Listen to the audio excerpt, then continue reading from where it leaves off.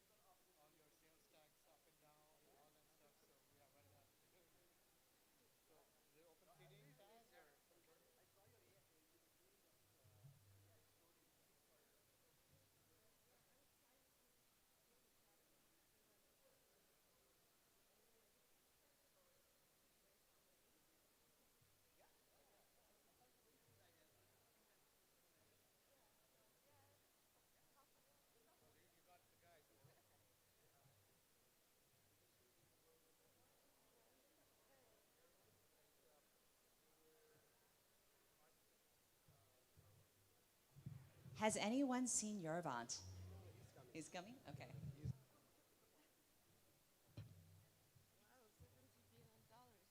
Sorry?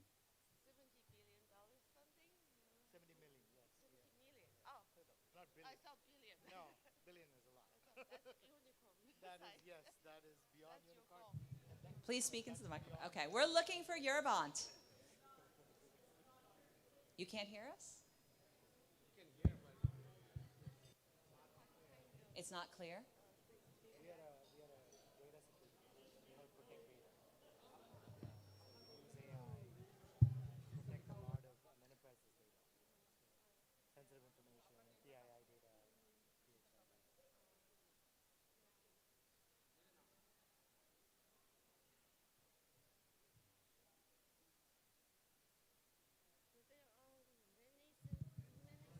Thank you so much for joining us this evening. We want to start on time and respect everyone's time because this is a wonderful Good Friday, and so we want to keep it this way.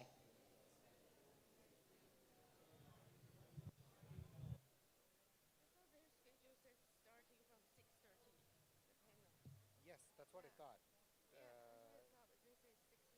Yeah, we're here a little early, I guess.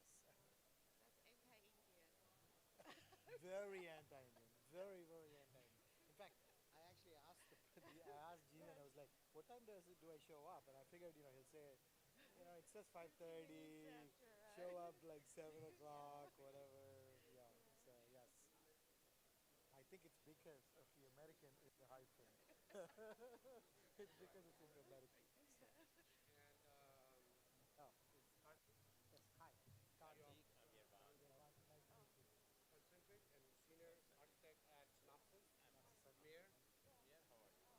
Synopsis.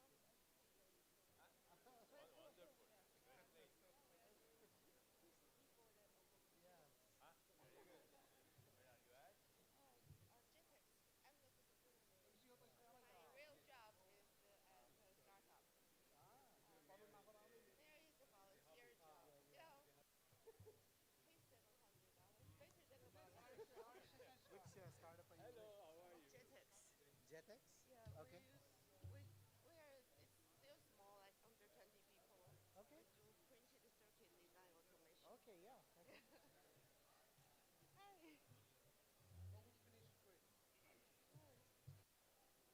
I'm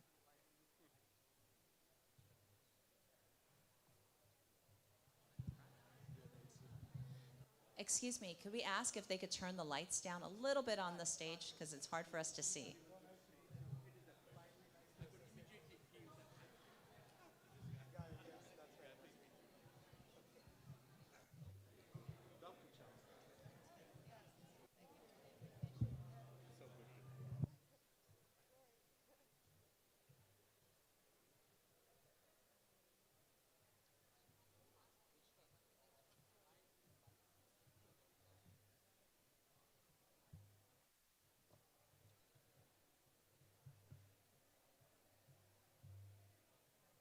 So everybody has a round table. We don't have one. yeah, looks like We it's are just rectangle. We are being grilled. With all these lights on us. so is Yeah. Cupertino the same way like Saratoga, like the mayor is on rotation? Rotation, Like yeah, it's okay. 1 year. So 1 I've year. been on the council for, 7th year, okay. yeah. Okay. Good, you know. Oh, Next congratulations. year will be my, have a two-term You have a limit. two-term There's limit? a Okay. limit. Yeah, yeah, we have a two-term limit, yeah. You live In Santa Clara. Santa Clara. Oh, yeah, Santa We're Clara, neighbors. Saratoga, Cupertino, He Fremont. lives in San Jose. I thought he lives Fremont. Oh, you live in Fremont? Taz, you live in Fremont? San Jose, that's what I thought. Yeah, San Jose, Fremont, Cupertino.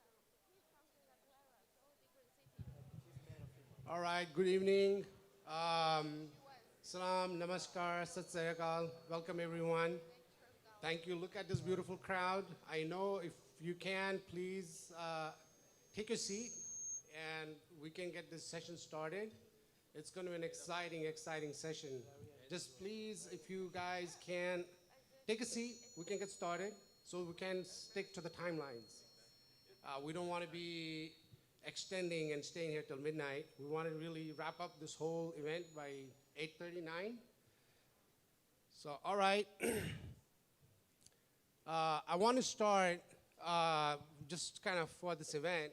I want to start with a quote from famous Persian poet and a mystic Jalaluddin Muhammad Rumi, or popularly known as Rumi. He says, "Darine khak, darine khak, darine mazra pak, bijuz meher, bijuz ishq, digar tokham nakhiram." What it means is this earth, this beautiful pious earth, let's only sow empathy, love, and let's not sow seeds of hatred. And the unity dinner is really tied towards that. So before I get into the AI, I just wanted to really appreciate the wonderful work IACF is doing. Now, again, it's a pleasure to welcome you tonight to Unity Dinner, an evening dedicated to harmony, innovation, and community. Before we begin our panel discussion, I would like to take a moment to acknowledge few individuals whose presence and contributions mean a great deal. First, I'd like to call out Rahul Zuchi. If you're here, can you stand up? You give a hand of applause. Raise your hand. Who has been steadfast supporter of Indo-American Community Federation for over a decade. His work behind the scenes has played a key role in making gatherings like this one possible. So thank you, Rahul. Second, Anjali Zuchi. Big hand for Anjali if she's around. Who has served as a moderator and MC at many of our previous conferences. Her energy, professionalism, and deep commitment to the community are always appreciated. And finally, my friend here, Irfan, who flew in all the way from New York, is a budding artist, is joining us tonight. He is going to be really singing. You got to really wait for him. Irfan, thank you for being here and bring your creative spirit. Irfan, thank you. Okay, now to our panel. I'm Tasawwur Jalali. I'm a Chief Information Security Officer at H Trans. I'm a chair at AI committee for American Public Transport Association. I've been in the cyber and AI for a while. I'm honored to moderate tonight's session, discussion on artificial intelligence role in public service. AI is no longer a futuristic concept. It's here and it's reshaping the way we serve the public. Now, over 60% of the US cities are actively exploring or using AI to improve public services like transportation, emergency response, and citizen engagement. Global investments in AI for government use and growth, use is growing at about 30% annually, with applications ranging from infrastructure, management, to public safety. And across US, and especially within Indian diaspora, we are seeing innovators, policymakers, entrepreneurs working to ensure AI used ethically, inclusively, and effectively. We'll keep this session interactive, and we'll look forward to your questions, but we kindly ask that you hold on to your questions till the end, and we'll open the floor for the Q&A towards the end. Now first, let me introduce our panelists. To my left, Dr. Liang Chow, the mayor of city of Cupertino, right here. Our first panelist is a bold leader at the intersection of technology and public services. Dr. Liang Chow, mayor of Cupertino, leads one of Silicon Valley's most dynamic and diverse cities, home to global tech innovators and a highly educated community.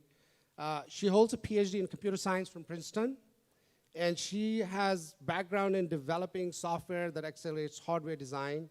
With a deep commitment to transparency, sustainability, and civic innovation, Mayor Chow brings both technical expertise and visionary leadership to the conversation on AI in local government. Please welcome Mayor Liang Chow.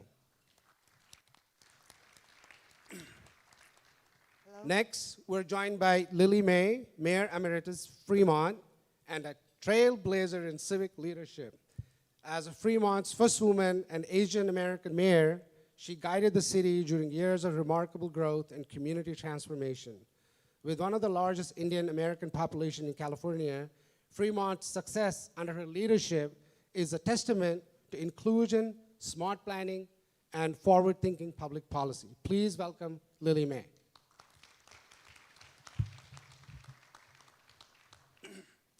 Next to sitting to Dr. Chow is Karthik Krishnan, a friend, a CEO of Concentric. He's joining us from AI and cybersecurity space.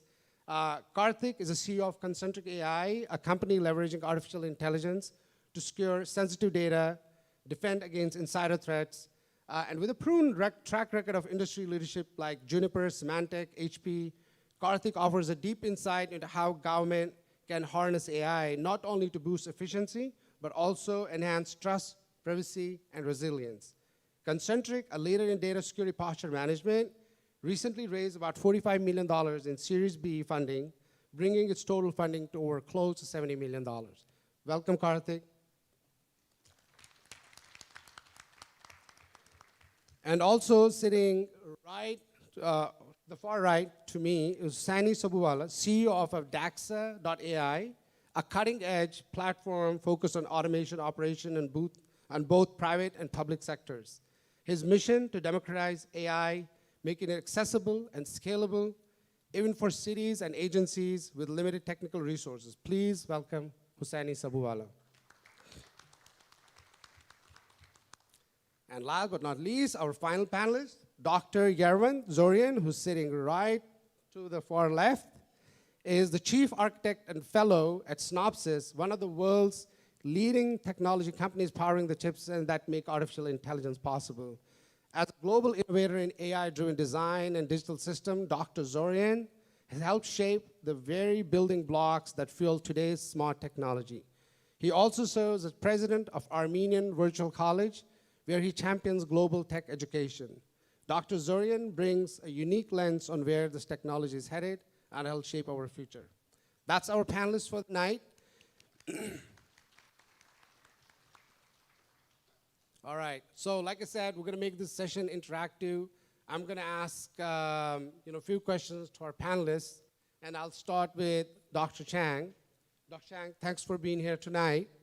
I'd like to see how is Cupertino at the heart of Silicon Valley, how is your city balancing innovation with ethics as you explore AI-driven solutions in services like traffic, safety, and planning? Hello. Yeah, first I'd like to. Hello. Hello. First, I'd like to thank Jivan Sochi for inviting me to this unity dinner. What a visionary that bring all of us together so we are united to face the challenges that's facing us since the start of COVID. So I was originally from Taiwan, and I'm now serving the 7th year in Cupertino City Council. And this year I am selected the mayor. It's a 1-year term in Cupertino. But at the same time, I also work full-time in a startup, Jetex Inc. We design software for integrated, we design software for printed circuit design. I used to work for Cadence, and Synopsys is our competitor. And we think that there are a lot more manual work that's being done in printed circuit design, so we are trying to automate that and trying to use code to design printed circuit board routing and placement. But at the same time, I'm using AI tools almost daily. They help me write emails and even survey policies and write policies for the Cupertino city government. And at work, I use it daily for coding, and it's just an amazing tool and in the community, we also use it to design flyers. It's great to brainstorm even names for the community events we would like to organize. But it's true, for the city, we definitely need to involve AI for cybersecurity issues, because a lot of the AI tools, the hackers are getting smarter. But then we are also looking at the AIs are helping our staff to do research on policy and prepare staff report.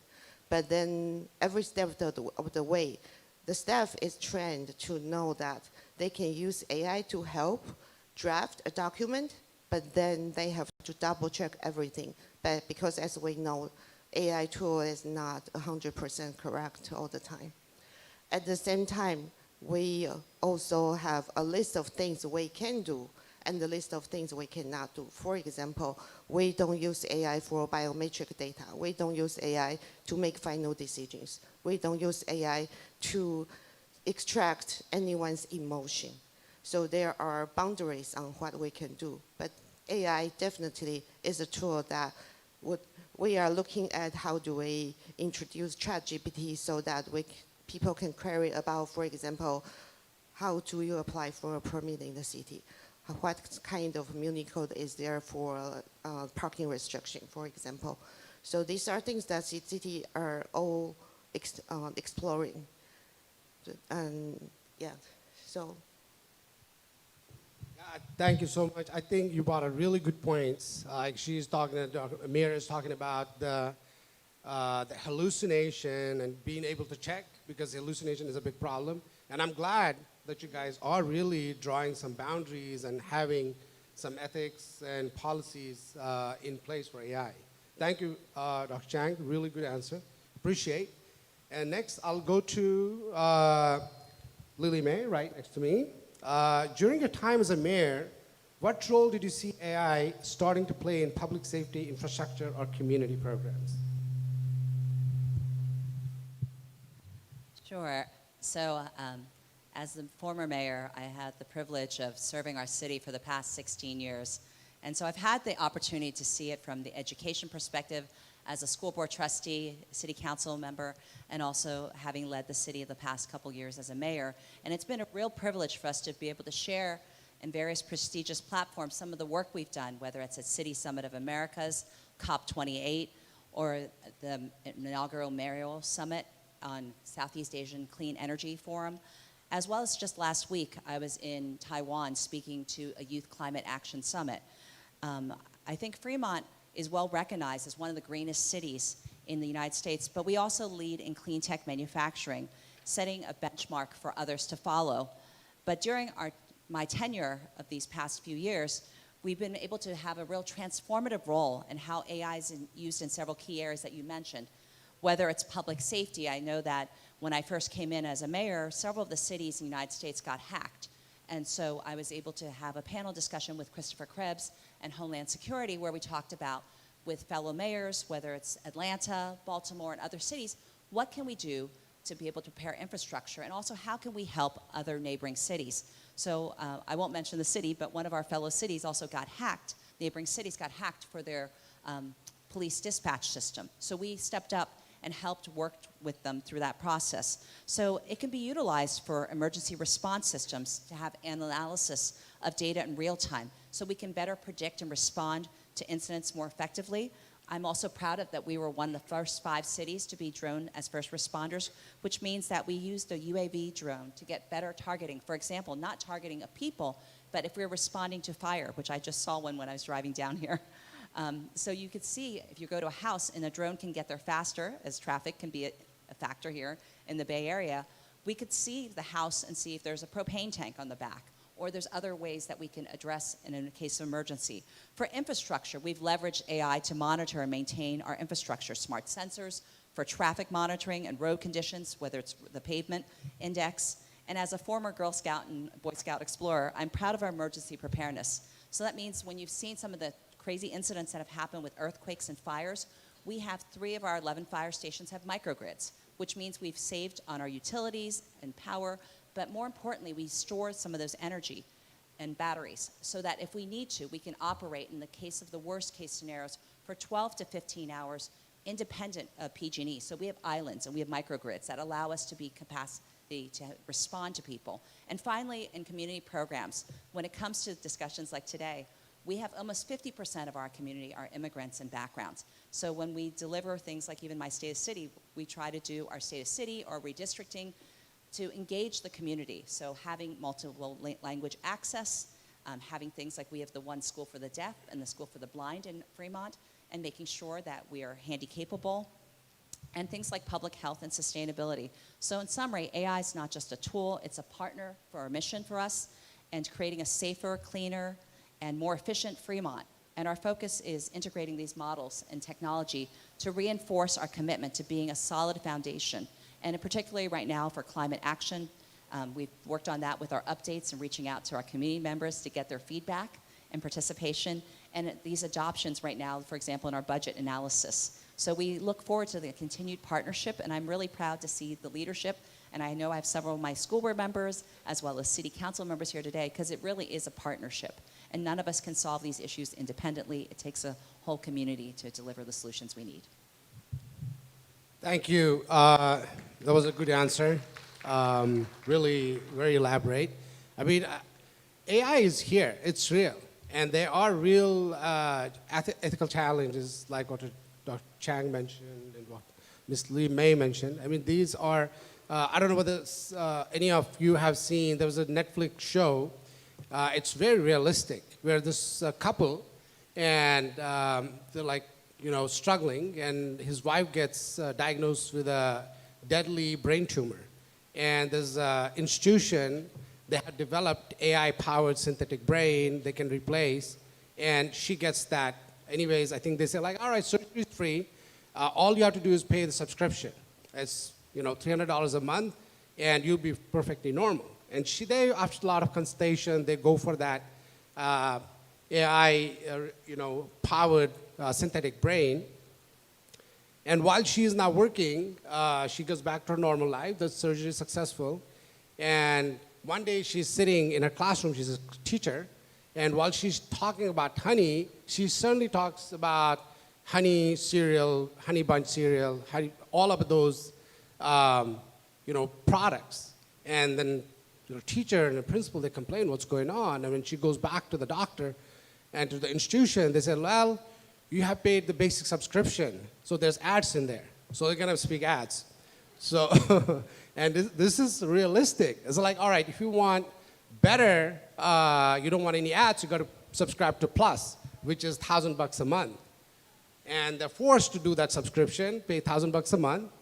And after some time, when they're traveling out of the town, and suddenly she falls asleep, and they panic and they rush back to the hospital, and they realize that the hospital's like, oh, you know what? You need to upgrade to premium because you're only certain coverage. You go out of this coverage, you're not going to be covered. You're going to go to sleep. So AI is real, and it's here, and there are some ethical questions we should address. And I'm glad we have a great panel here. And with that, I'll go next question to my friend, Karthik. Karthik, I think you've done a phenomenal job in AI. I know you raise money and you got a great thing going on. You help organizations secure data using AI. What are the top data privacy or security risks cities face as they adopt AI, and how can they address them? Yeah, so if you look at AI itself is not new. I mean, various versions of machine learning and AI have been around for more than 2 decades, if not 3 decades. I think what generative AI as a technology, the reason it's a fundamental step up, not sort of an evolution, is the ability to handle data, like just vast volumes of data and make sense of it, and continue to learn off of data without any plateauing. Like prior generations of models, they would start plateauing once after a certain point. And so the ability to learn from just vast amounts of data almost to an infinite capacity, and the ability to sort of make sense of data distributions, generate new data. Like for example, the idea that you can throw a bunch of Taylor Swift songs at a model and then it's generating new songs based off of what she has done before, that's completely new. That's never been possible before. Now, what that means from a deployment standpoint is, like, as cities are looking to take advantage, there's a tremendous benefit from the fact that cities are sitting on vast volumes of data, like just health services and law enforcement, all sorts of public services. And so these models have the ability to transform service delivery, make sense of data, provide service delivery in an efficient manner at scale probably not prior possible. But what that also means is you are looking practically at huge data lakes of just extremely sensitive data, whether it's personal PII information, could be health information, could be records, criminal records, civil records. That's just, that's like, as far as an attacker is concerned, they don't have to worry about anything else. All they have to worry about is just being able to get into one of these systems, and now you have access to just vast volumes of data that cities have to make sure they're putting the guardrails around the data just to make sure that that data doesn't leak out, because that just becomes a perfect honeypot for any sort of an attacker to come in and take. Now, there's also the privacy issue associated with the fact that you now have extremely sensitive information associated with people, your citizens, and what does it mean? How do you cover from a regulation standpoint and make sure that all of that data is protected? Not to mention, in fact, today if you deploy, for example, ChatGPT or Gemini or anything else, the kinds of information it can make available to your own employees is just, it's mind-boggling, right? You could ask it a question like, hey, tell me what's happening in this particular area, and it's going to go aggregate information across your entire environment, make sense of it, and present it at the click of a mouse. Which also means you have to put guardrails around that data just to make sure that you don't have sensitive contextual information going out to everybody, right? There's got to be information that, if you're the mayor of Cupertino, you probably need to have a certain level of access, and that's different from any other employee working within the Cupertino city or sort of the broader employee base. And so I would put these in sort of 3 sets of buckets, one around who needs access to what information, making sure that you've got the right sets of controls in place. The other is just the honeypot that you have set up for attackers to go after just large data lakes that have extremely sensitive information, which you are using for good from a delivery standpoint, but that's also now an attack vector and a threat vector. And the third thing is the privacy of the citizens themselves, just making sure that you're adequately addressing the privacy concern so that people's individual information doesn't end up getting exposed. Thank you, Karthik. Really good points about privacy. There are challenges, and we're going to have to address them now before we start really jumping on and subscribing to the solutions. With that, just keeping track of the time here, I'm going to go to our next panelist, Hussaini Sabuwala. He is sitting right next. Hussaini, what are some everyday examples of how AI is currently helping make public services like handling paperwork, like what Dr. Chang was talking about, managing city operations, Ms. May was talking about improving transportation or responding to emergencies faster and more efficiently? Yeah, that's no right on actually. So I think to answer that, I think probably good take a step back, right? In the context of what's happening today, right, with public services getting stretched, right? We know this limited budgets, limited staff that have, and at the same time we have rising expectations for public services, right? So with that as a backdrop, right, generative AI, as Karthik mentioned, is kind of stepping in to come in and essentially help provide not really the high part of it, but really as help, right? And that's really key because for city employees, help can mean, like Mayor Chow said, right? It's simple things like even summarizing, dense policy documents, or could even mean like you are trying to expedite processing of certain, permits that you're asking for, things that we all can appreciate as citizens out here. So simple things like that. And then even on some of the use cases that we have seen with first responders, just summarizing 911 call transcripts quickly adds, it saves time, right? And where every second matters, that can really be a big difference, right? And then I think other cases we've seen, like with transportation, like so AC Transit, for instance, with TAS yourself. I know you guys are pioneering services, AC, you guys have AI-powered bus cameras. And some of that, right? So obviously that, but also a lot of potential for other areas, empowering transit employees with information quickly, or just bringing more efficiencies into your vehicle maintenance, for instance, right? And things of that nature, right? But I think so a lot of use cases coming up for public services across. But I think one of the key things, I think, as Karthik touched upon too, right? With great opportunity comes great responsibility, right? And then AI, obviously, of course, the security risk of data exposure being, with vast quantities of data, like Karthik touched upon, right? Lots of data available, and so that's really a big honeypot. But I think besides that, also, I think key questions, right? Just because the services are for all of us, right? Privileged, non-privileged groups.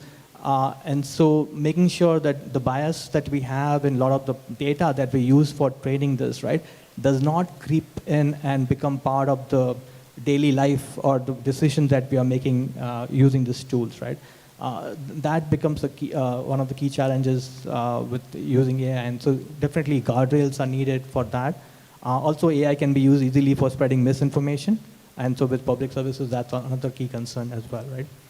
So so all in all, I think, definitely a lot of great use cases are there, but if we do it right, and we build trust into the services from day one, with accountability, security, and governance built in, I think it can be a force multiplier, really not a replacement, but a force multiplier for the public servants that we have that we already trust.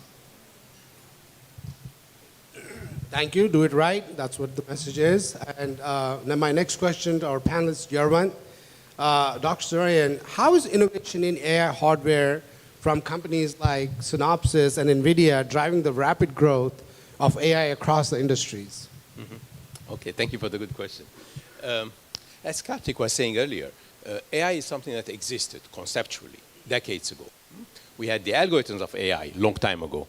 We had the big data maybe a decade ago. What we were lacking is the speed, is the acceleration. In order to think fast, you need fast engines, which are the chips. And the chips were evolving over time, as you know. With Moore's law, for the last 50 years, we keep shrinking, doubling the speed, shrinking, doubling the speed every year. But we reached a point where we are able to give acceleration to AI, and it can think for us. It can help us. It can provide us co-pilots that can play with us. Now, chips are the ones that made AI happen. So semiconductor is the fundamental backbone behind AI. We all are talking about the usage of AI. But if you think behind the scenes, there's the creator of AI for us to use it. And that creation of AI is the AI algorithms, the data we collect, but most importantly, the semiconductor behind it. So I think we are lucky. We're in an exciting world surrounded by lots of intelligent equipment. I call it pervasive intelligent era. And what are those intelligent equipments? Are those equipments that are based on AI, using high-speed semiconductor, and they are software driven. They are software configured. So they're not fixed systems that we are using. Imagine not only the data centers, imagine all the autonomous equipments around us. Whether the self-driving cars, the robots, the drones, they are all intelligent systems because of these three things. We configure them by software, we use AI intelligence in them, and they are accelerated, driven by the semiconductor behind it.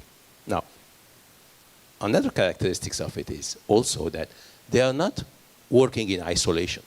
An autonomous car is not alone. It's among many others in a fleet. The drones will work in fleet of drones together. The robots will be in environments full of other autonomous, either people or equipment. So multi-systems is also a complexity.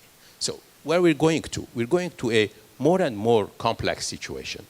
To create those systems, we need lots of disciplines to come together. Semiconductor is only one of them. The mechanics behind it, the thermal aspects behind it, the motion. So there are so many multidisciplinary systems that have to come together to create those complex systems that we have. And with that, we'll be able to achieve more and more. So AI is just at its beginning, I think. There's a lot more to come in the future. We can talk about more. But as we are keeping to shrink the technology, as we are moving to this angstrom era, we're measuring by angstroms now, electronics. As we're moving towards 1 trillion transistors per chip very soon, we're reaching a complexity level that will give us a lot more than we have today. And we have to be ready for it. Thanks.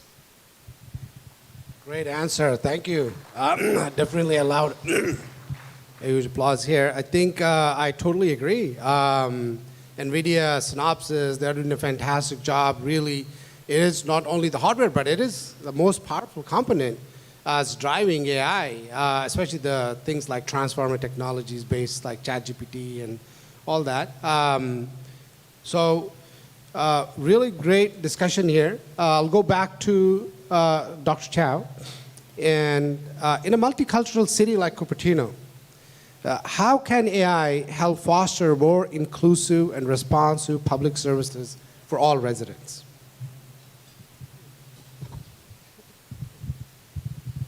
Hi. So I think the first thing that comes to mind is translation. Like when we design campaign flyers, you can easily use it to translate to another language. And now even and you can use the Google camera to look at the flyer and have it instantly translated into another language. But at the same time, we also can use an initiative that I am piloting this year is called Cupertino Stories. So we are creating a platform where everyone who has ever worked, lived, or volunteered in Cupertino can submit an entry about their life or the organization they have worked for or volunteered for. We hope to collect a data set about Cupertino, and then eventually we can extract different stories about Cupertino, how an organization was founded, who are all these people who have got involved in the organization. Then, so I'm working with California Science and Technology University. They are helping us to create some AI tools to process data and hopefully later to extract data from.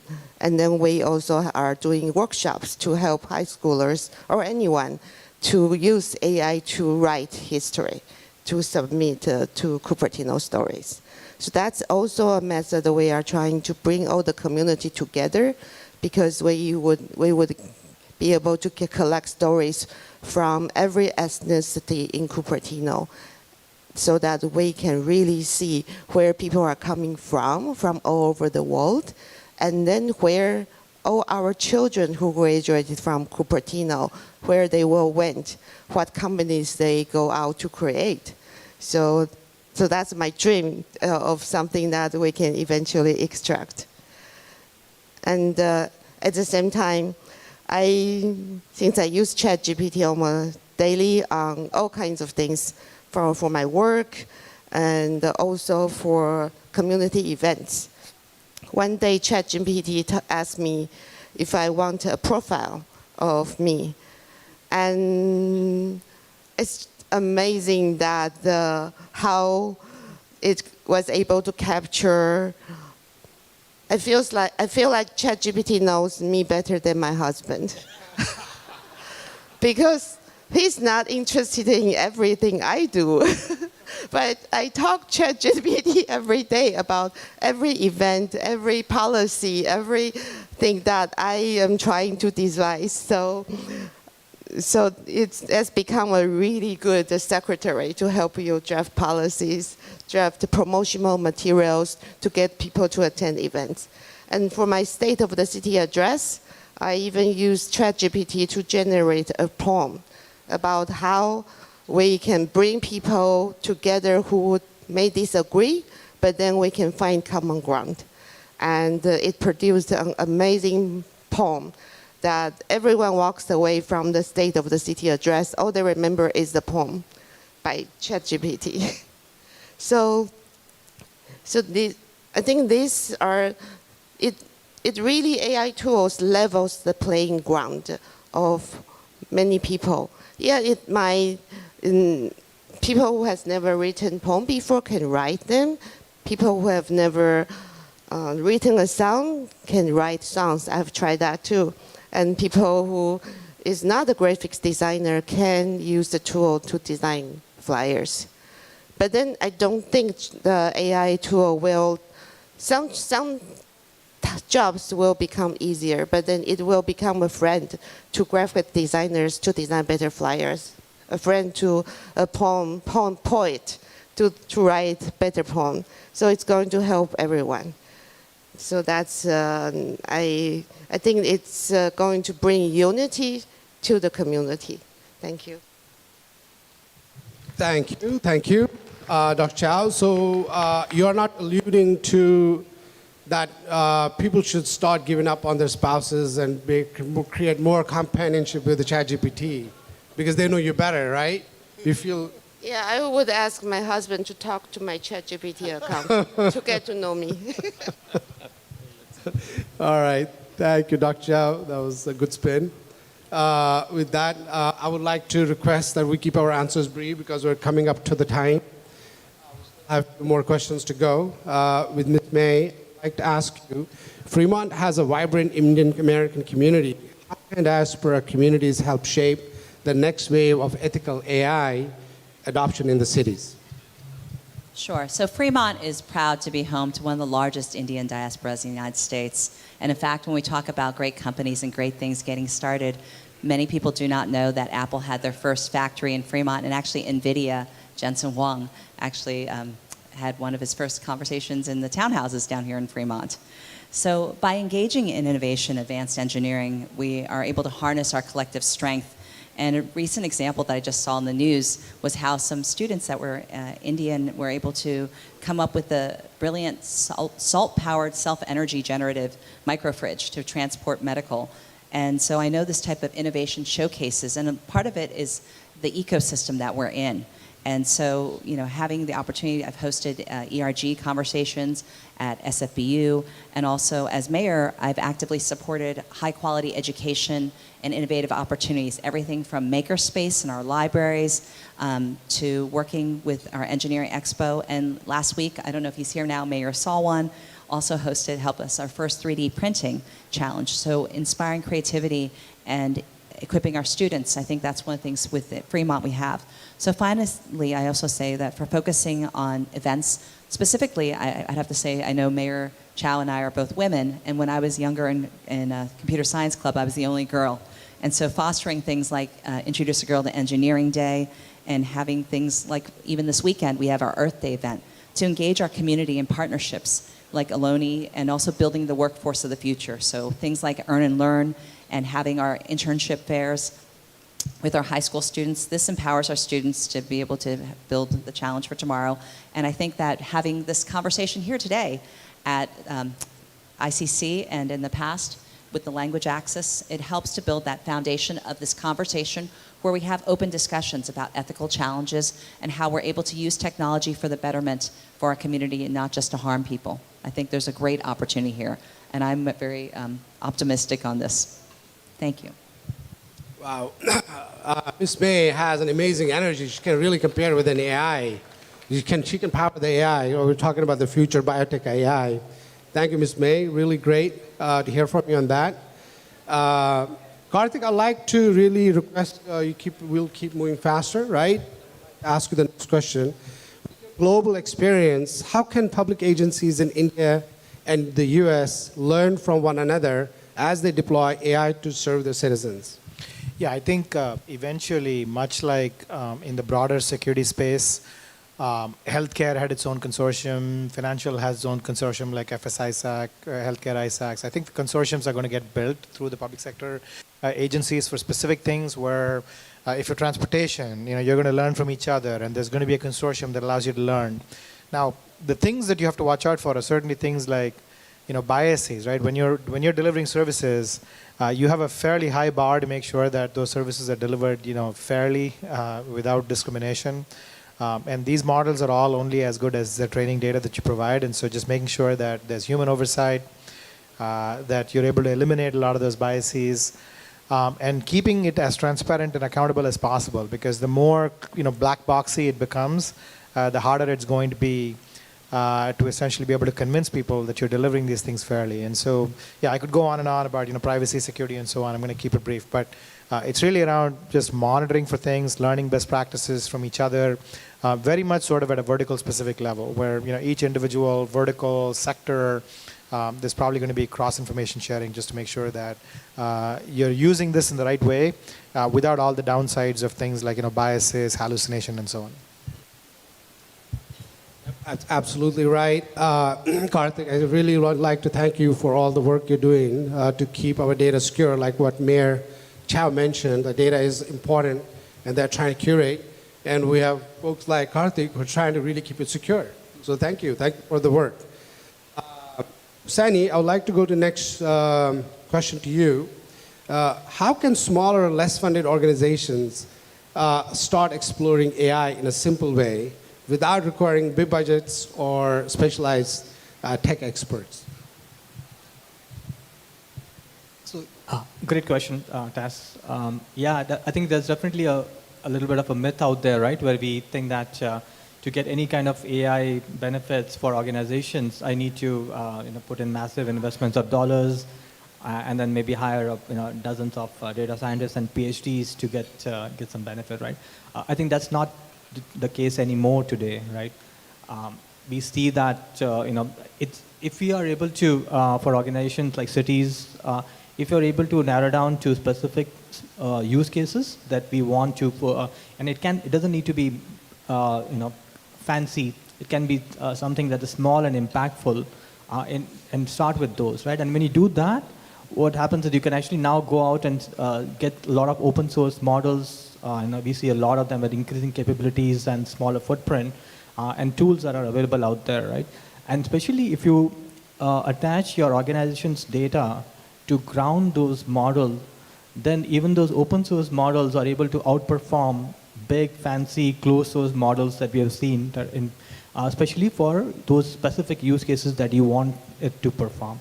So then you can now start building solutions that include those open source models and tools, and if the solutions can be trusted, turnkey solutions, then city employees can also start using them without needing a lot of deep AI expertise. or even deep pockets, right? And essentially, we get towards democratization of AI for, for the public good. So yeah, and that's kind of one of the areas that we focus on at my company as well. So so that's something that's very close to my heart. Thank you, Sani. I think you're right. With technologies or AI companies like DeepSeek, we're using less powerful chips to really create kind of similar performance. I think it's the right segue to go to Dr. Zarian, because they do develop these awesome chips and semiconductors.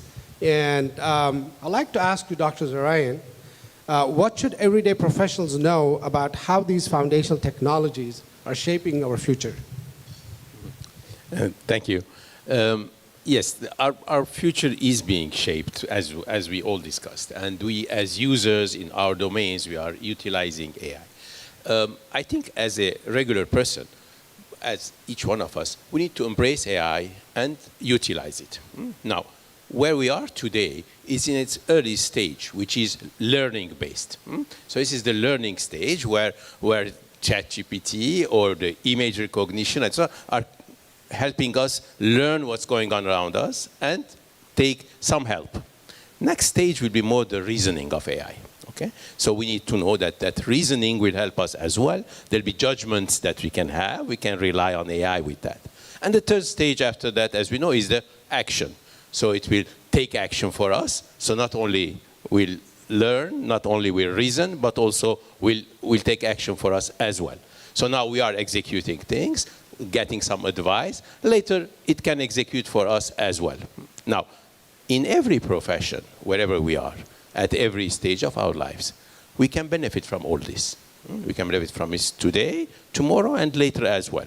So what's important is to see how can it become helpful for our own profession, for our own work, for that use case, for that ability. Now, generic things, of course, whether we are translating, getting secretarial help, and so on, these are generic, but it can be also customized.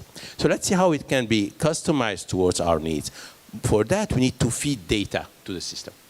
So we need to prepare what the data is needed for that, and based on that data, it can customize and get help for us in our own professions. Our kids, they can learn from it as well. Today, we are using, you mentioned the Armenian Virtual College earlier. We have prepared courses for mid-school, high school kids in Armenia, where they learn AI from early stage. What do they learn? They learn how to prepare the data, how to customize the data. So the data that you feed will help you get reason or action later on. So that data science or data-minded thinking has to start from early on so that we can benefit from it to the most. Thank you. Wow. Dr. Zarian is always full of smart ideas. Thank you, Dr. I think data is important. I'm really surprised, and that what a great move of introducing AI in, elementary, higher school or early age in the school. I think maybe our mayor here probably start thinking about those lines. Introducing AI in schools would be a really great concept. Fantastic. I would love to, I know my MC right next to me, she's like, hey, we're gonna keep it to the time. But, we gotta be respectful of everyone's time here. We want to keep this event, at the schedule. I'd like to thank you, all of our panelists, for sharing such a valuable insights tonight. It's clear artificial intelligence is just a tool for efficiency. It's a force that can help us build safer, smarter, and more inclusive communities. What we heard tonight is a reminder that AI is just not an algorithm or automation. It's about people. It's about making sure every resident, every commuter, every voice is heard and served. And as we think about the role of Indian diaspora in shaping the future, from city halls to startups, tonight's dialogue shows how collaboration, shared values, and innovation can work hand in hand. Now, we don't have much time. We still have 6 minutes, I believe. I'd like to open the floor for any questions for our panelists. You might have our panelists. Please raise your hand, and we'll try to bring the mic to you if we have a volunteer here. Any questions? Yep, I see somebody can take. I see my friend Irfan is serving as a volunteer here. Thank you, Irfan. Thank you. I think you started on this. It's no secret that China is our main strategic competitor on AI, and they've made it mandatory for 6-year-olds, 8-year-olds to study AI. They're putting a lot of emphasis on it so that there are future leaders. I would like to ask our public officials here as to what's being done about teaching AI at those levels in our public schools.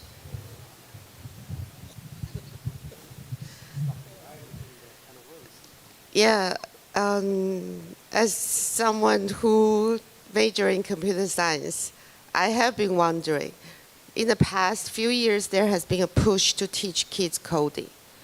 And now, is there a need to really teach them coding? Because you can actually ask the AI to help you write.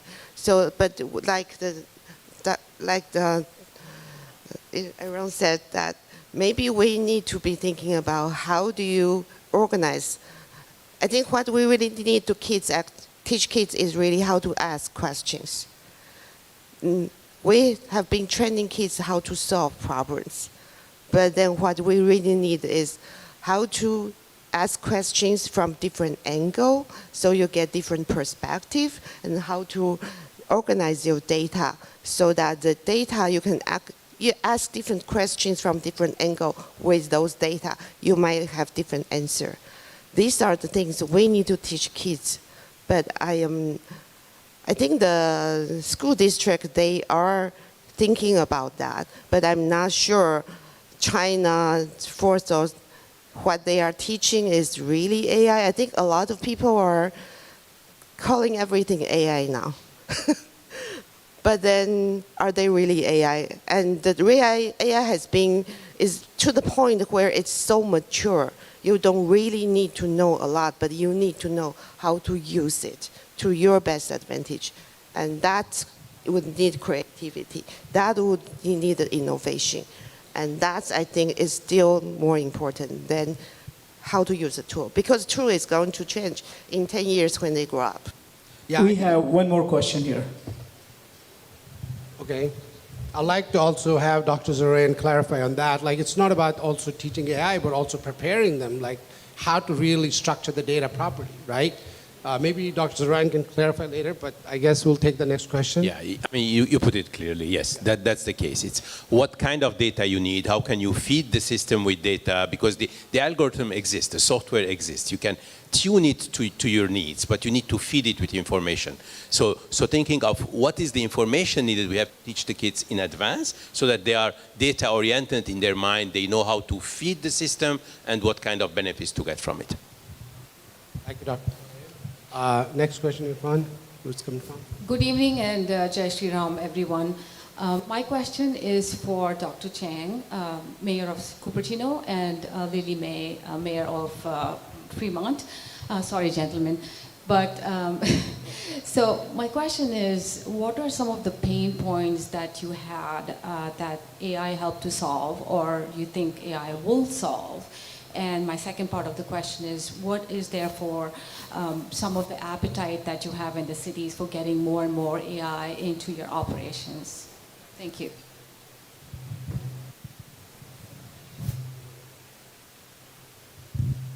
Sure. I think some of the pain points we were just talking about, and when I was thinking about answering the question, is the ability for students to be able to learn. And having served on the school board and as a mom of two millennials, I think part of it is any tool, whether it's back then using query language or using AI now, it's the ability to be able to think. And one of the things that I always worry about too as a pain point is education in just even civics. Some people think a mayor can make BART come on time. We don't have a magic wand, unfortunately.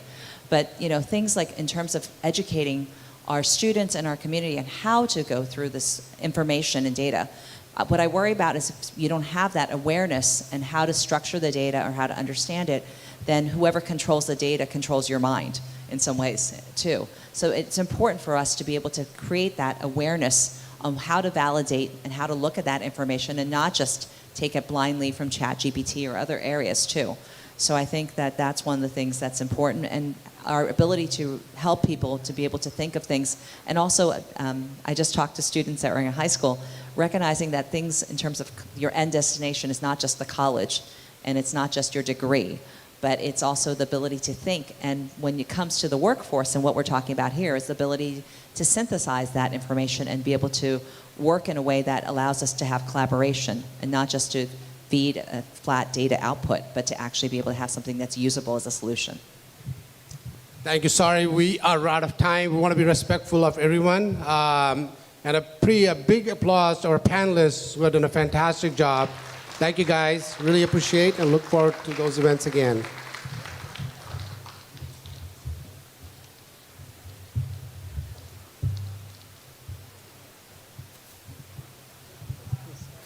Hello. Excellent job, Tasawarji. Please give them a big round of applause. Woo. I think want to take a group picture here? Yeah.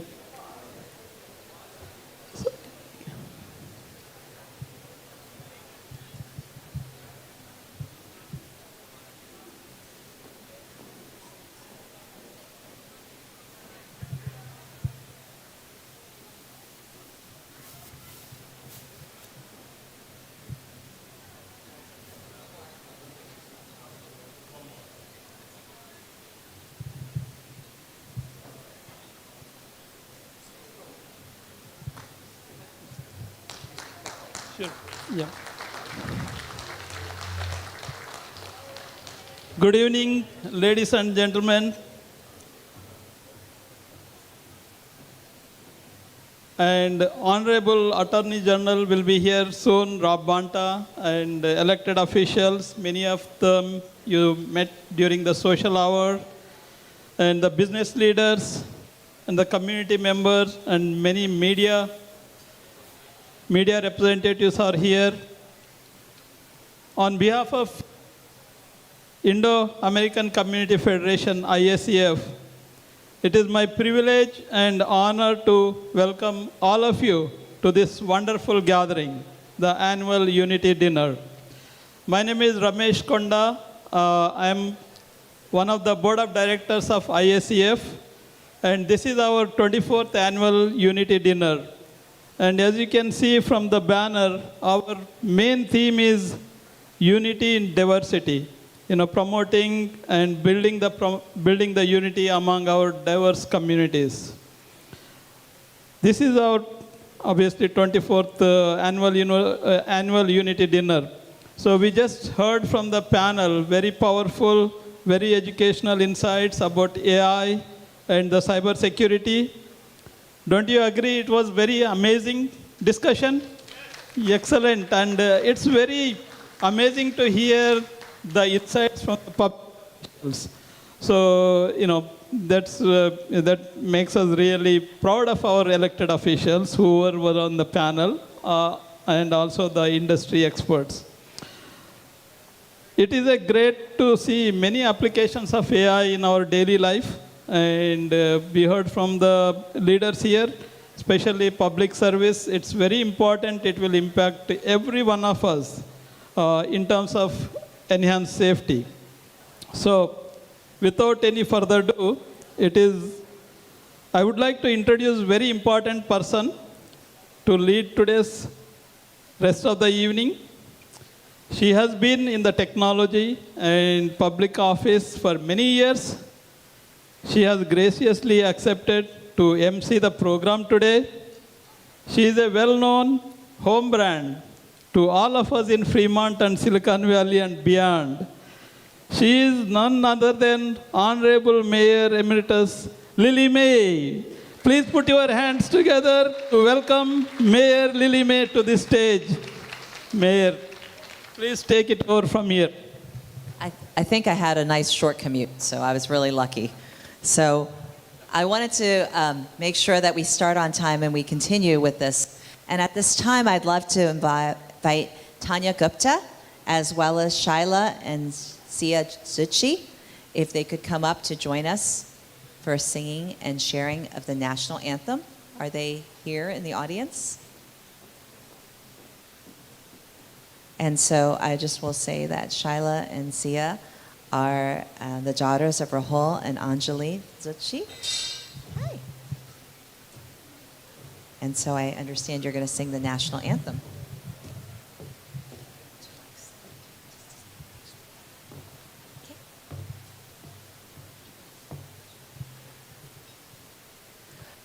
Oh, say, can you see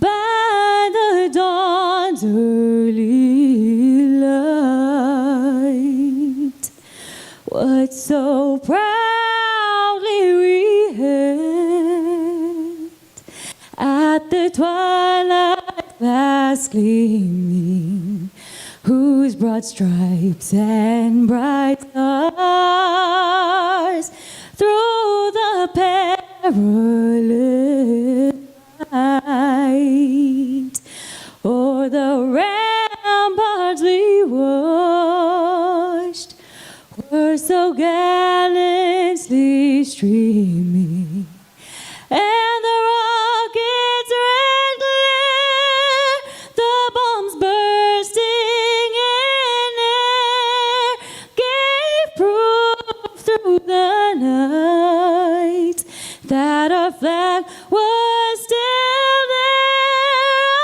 Oh, say, does that star-spangled banner yet wave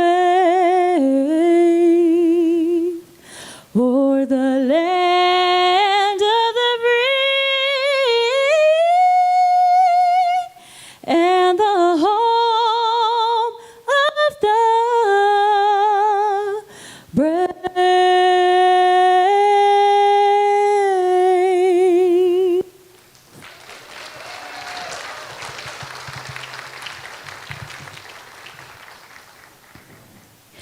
Jana Gana मन अधिनायक जय है भारत भाग्य विधाता, पंजाब सिंध गुजरात मराठा द्राविड़ उत्कल बंगा, विंध्य हिमाचल यमुना गंगा उच्छल जलधि तरंगा, तव शुभ नामे जागे, तव शुभ आशीष मांगे, गाहे तव जय गाथा।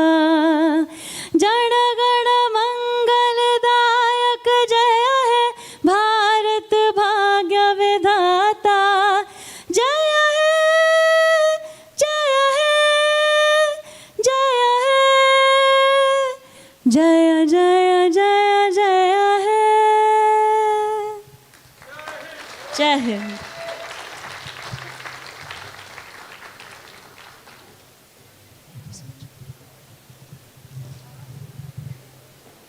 Thank you so much for sharing beautiful national anthems. At this time, I'd like to invite my mayor, if he's here, I'm looking for him, Raj Salwan, to come and join and share a welcome. I am very pleased to welcome Mayor Raj Salwan to the stage.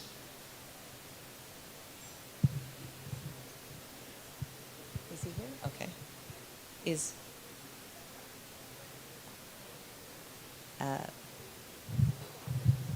Is Rob Bonta here?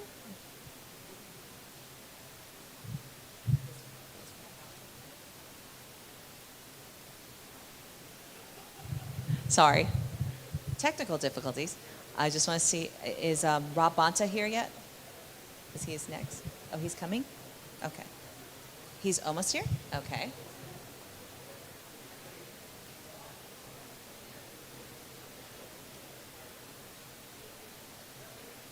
Is our Council General here? If we could have, if he's available to come and join us. Jivan, sorry, is the Council General here? He's also on his way? Oh, he's of it. Oh, Raj is here. Wonderful. Just in time, Raj. Otherwise, I was going to have to find you. Our honorable mayor is here. And so I'm delighted that when it comes to teamwork, and we're very fortunate in our city, and I'm honored to be our first woman and Asian mayor. I'm very proud to say that Raj is our first Indian-American mayor in Heritage. And I'm proud to welcome him to our stage and to share a welcome this evening. So come on down, Mayor Salwan. I won't say the price is right, I'll say the time is right. The time is always right. Good evening. I was so much outside that I didn't know that I was being summoned here, so my apologies. It's a great honor to be here today. How's everybody doing tonight? Excellent. Well, we can do better than that. How are you doing tonight? Well, it's great to be here with community leaders and our elected officials and our friends who represent the best of our city and our country. And I want to thank Indo-American Community Federation and Jeevan Joshi for organizing this event year after year, bringing us together for a cause to promote unity within our community. And let's be honest, unity doesn't just happen. It's something we need to build, person by person, story by story, moment by moment. And that's why events like today are important. We come together from different backgrounds, different faiths, different experiences, different values. And what binds us together is our shared beliefs, that a belief that doesn't matter where you start, but if you work hard, if you give back, if you stay true to your values, there is a place for you in this country. And there's a place for you in our community. And growing up here in Fremont, my story is very similar to many of you. You know, my father and mother came to this country with that usual story of $3 in their pockets, with big dreams and a determination for a better life. And my father, he worked 3 jobs, you know, day and night to help prepare our family for success. And so, and he wasn't doing it for himself, but he was doing it for his children. And because of him, I had the opportunity to grow up in Fremont, which was a very great community, had great schools, wonderful parks, a safe city. I was able to become a veterinarian and a small business owner. And today, I'm honored to be mayor of the city of Fremont. And I want to thank many of you for your support. And now I'm raising my own kids in this wonderful community, teaching them the same lessons that my parents taught me, that we don't walk alone, that we stand on the shoulders of the people that came before us, and many of you are in this room. And that when we rise, we lift up others with us. And this is what is great about America. This is one of the greatest countries in the world where it allows upward mobility, where people can come from another country and work their way up and have a very promising future. And so what gives me most hope for future is our unity. And as mayor, I've seen firsthand what happens when we lead with unity. When I ran to be mayor for all. And when we bring people together across faiths and backgrounds to support those in need, we make our future brighter. And when we celebrate not just Diwali or Eid or Easter, which is in a few days, but we celebrate each other. When we make sure that our government reflects the diversity of our people, not just in who we elect, but also how they govern, and are we part of the conversation. This evening be a reminder, we are not just a community, we are a force. We are a force for good. So let us continue to serve, let us continue to lead, let us continue to build bridges, and let us be change makers. And let us be the generation that not only honors the sacrifices of our parents, but fulfills the promises of our parents. And let's build a community, a country where everyone from every background has a fair shot. And let us show that unity is not just a word, it's how we come together. So I want to thank all of you for organizing again IACF, Jeevan Joshi, and to build a promising future together, united and stronger. Thank you again, and a great honor to be here. Thank you so much for your help. Thank you so much for your support. And I'll turn it over to our mayor, Lily May. So since I have you up here, Mayor Salwan, well, real quickly, because I think we're going to invite all the council and representatives for the city of Fremont up. Do you have anything to share from presenting? Okay. Well, why don't we bring up all of the fellow council members? If you're from the city of Fremont or you're a school board member, why don't we have them come up and I can introduce you at this time. So, Council Member Kang, Council Member Yang Xiao was here earlier. Council Member Kimberlin, Council Member Raymond Liu, our youngest school board trustee in the United States for a female, I think, is our trustee, Renu Nair, from the city of Fremont. Very excited. Are there any other council members here? Council Member Campbell, I don't know if she's still here.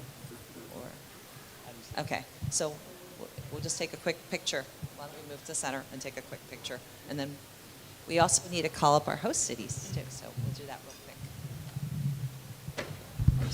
Oh, shit. Sorry, I'm okay. We have another microphone. Do we have another microphone?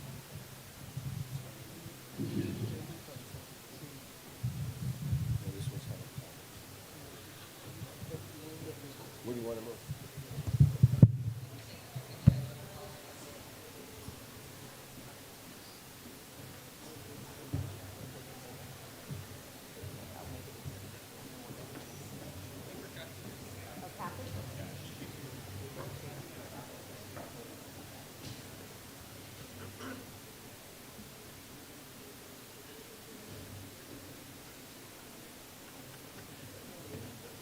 Next, I would love to welcome our host city mayor and her council to join me here.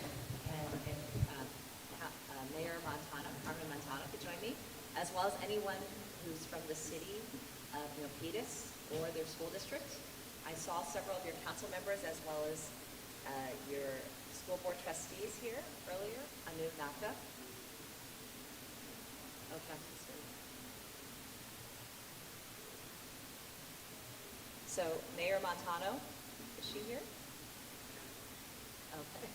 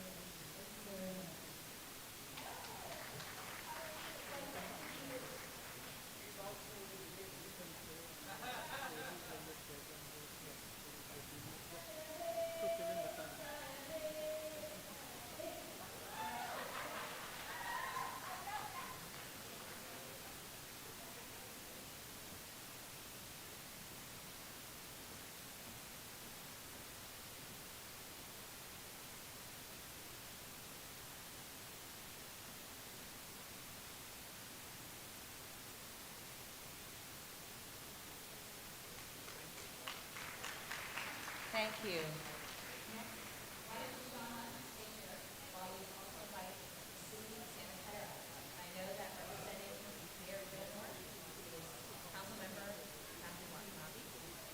And also, if you want to introduce anyone else from the city of Santa Clara, Jeevon, stay. Quick. Thank you.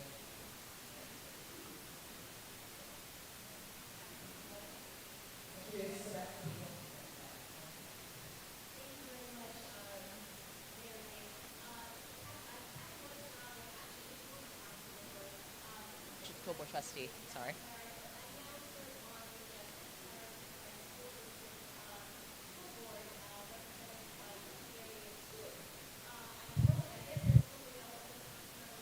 Sorry.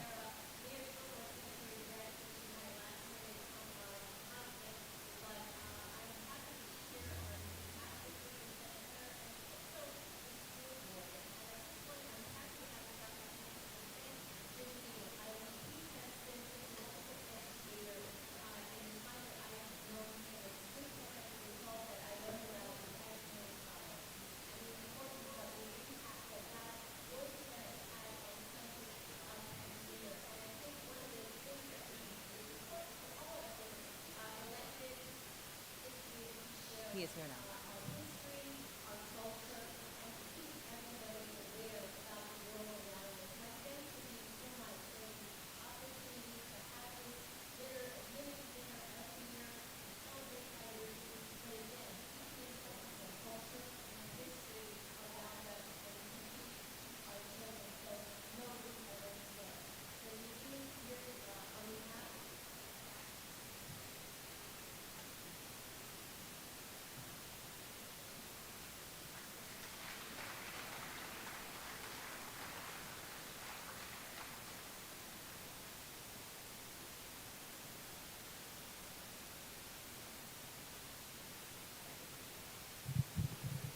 Thank you. At this time, we're going to return back to the regularly scheduled program that some of you may see on your tables in front of you. And I'd like to welcome up here at this time Rahul Zuchi to introduce our next speaker.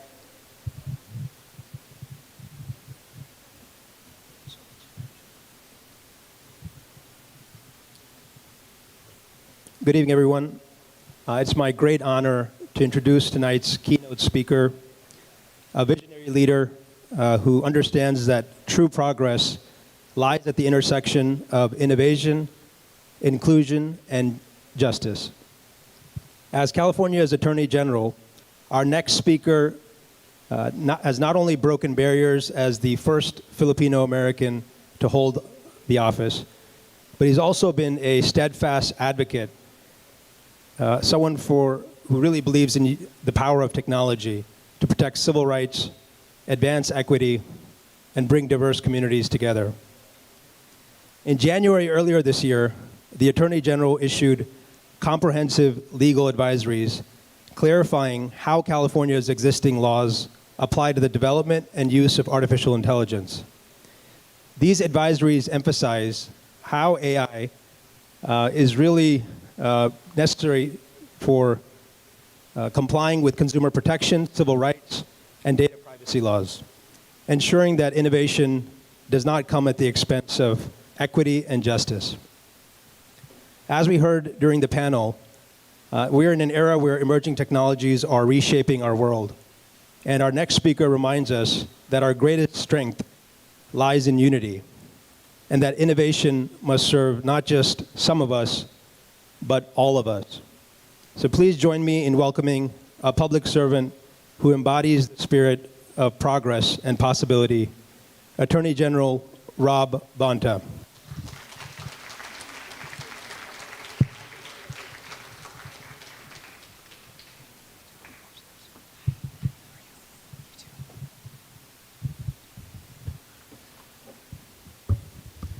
Good afternoon, everyone. How's everybody doing tonight? Good to see you. Great crowd. Happy Friday.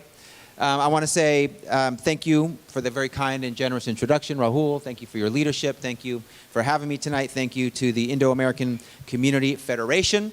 And thank you to Jivan for welcoming me tonight. I'm honored to be here. It's a great turnout. And I'm grateful for the opportunity to join you. Also want to thank you for hosting an event devoted to unity. So important to lean in, to call out the importance of that value that brings us all together, and especially the idea that we can seek, find, and achieve unity in our great and beautiful diversity.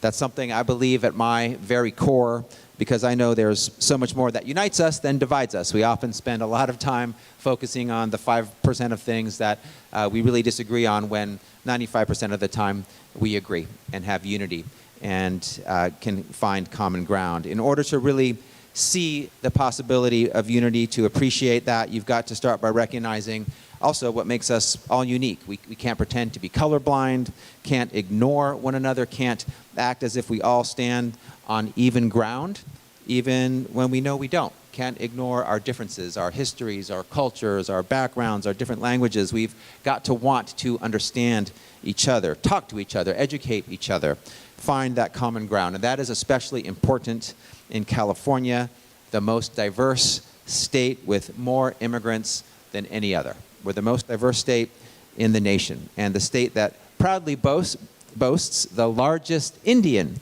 population in the nation. So give yourselves a round of applause for having such a powerful Indian-American community. California's diversity is both its story and its strength. It's who we are, and we're better off because of it. It's no coincidence that California is both the most diverse state in the nation and also the 5th largest economy in the world. Only 3 foreign nations, China, Japan, and Germany, are larger than have larger economies than us. The United States economy, of course, is bigger than California's. We are the 5th. And we are strong economically because we have beautiful diversity, not in spite of it. No coincidence that we're home to Silicon Valley, Silicon Beach, Biotech Beach. No coincidence that in 2023 in California, we had over 1.7 million private sector businesses, 90% of which are small businesses. It's because of our diverse communities. It's because of the wide array of backgrounds, perspectives, and lived experiences that we all bring to the table. Because in California we celebrate diversity, we strive for equity, and we champion inclusion. From startups to Fortune 500 companies, from boardrooms to city halls to the state capitol, diversity drives innovation. It drives ingenuity. And it's not just about the leaders at the top. We need to ensure diversity at every level. We need to infuse our commitment to diversity, to equity, to inclusion into our policies and into our products. From hiring and retention to how we develop new technologies, how we build AI, and collect, share, and manage data. As Attorney General, I'm committed and proud to stand by the laws of our state and our nation that protect all people and ensure all people are welcome, that our human rights and civil rights are defended. Because it's the law, because it's what's right, and because it's, yes, good for business.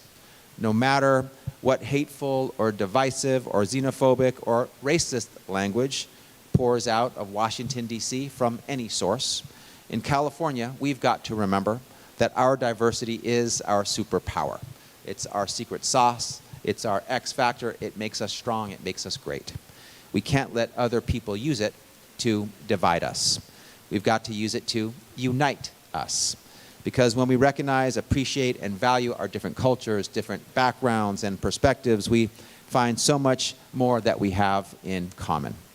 We find that all want so many of the same things: a place to call home, a safe community, safe streets, a good job with fair wages and decent benefits, a good school and education for our kids, a planet for tomorrow, economic upward mobility, the opportunity to age with dignity, access to affordable, high-quality health care, a shot at the California dream, the American dream. For too long, the path to that dream has been blocked for far too many people. It's on us to make more room for everyone, to welcome everyone, to hold the door open, to those coming behind us instead of pulling up the ladder behind us once we've gotten through the door. It's on us to reject the zero-sum fallacy, the false notion that in order for you to succeed, someone else needs to fail. That's not true. You can succeed, and you can succeed, and we can succeed together. There's more than enough success to go around. The reality is there's plenty of space for all of us to pursue the dream. The reality is the more opportunities there are for each of us to succeed, the more all of us will succeed. California is proof. Thank you for bringing us together tonight to uplift California's Indian community and celebrate unity at a time when so many others try to divide us. You are the antidote and the answer to the division, to call out and to embrace unity. Whatever challenges may come our way, I know we can and we will overcome them if we stick together, if we have each other's backs, if we embrace unity together. Thank you for having me.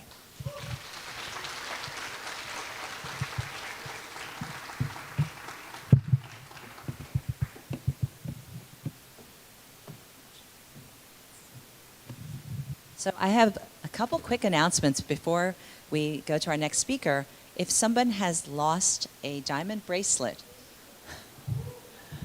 things that sparkle here at the ICC. So I have someone turned into me a diamond bracelet. So if you're missing a diamond bracelet and you can describe it to me, then we can give that back to you. But I would like to, at this time, introduce our next speaker. And we will like to invite up our Deputy Consul General, Rakesh Alaka, to share a message.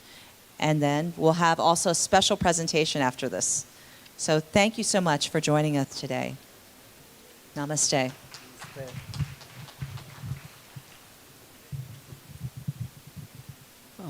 Distinguished guests, ladies and gentlemen, on behalf of the Consulate General of India, it's my honor and privilege to be here with you all at this 24th Annual Unity Dinner. At the outset, I want to congratulate Mr. Jeevan Zucchi, the founder of Indo-American Community Federation, for his exemplary work in promoting unity through diversity for the last 30 years. Unity through diversity is a principle that has guided the IACF ever since its inception in 1993. IACF has tirelessly worked to bridge cultures, advocate for equity, and nurture the seeds of nonviolence and harmony within our communities. This principle also resonates with ancient Indian philosophy of Vasudhaiva Kutumbakam, which embodies the tradition of tolerance, understanding, and respect for all living beings that has been upheld for centuries. This year's theme, Unity Through Diversity, Democratizing the Digital World, reminds us that innovation must work hand in hand with the creative forces. I would like to say that our strength lies not in uniformity, but in vibrant mosaic of our traditions, faiths, and dreams. Together, let us build a world where every voice, I think it's, okay. Together, let's build a world where every voice finds resonance and every hand finds another to hold. I wish you all the very best, and once again thank Mr. Jeevan Zucchi and IACF for hosting this wonderful celebration of unity through diversity. Thank you and have a wonderful evening.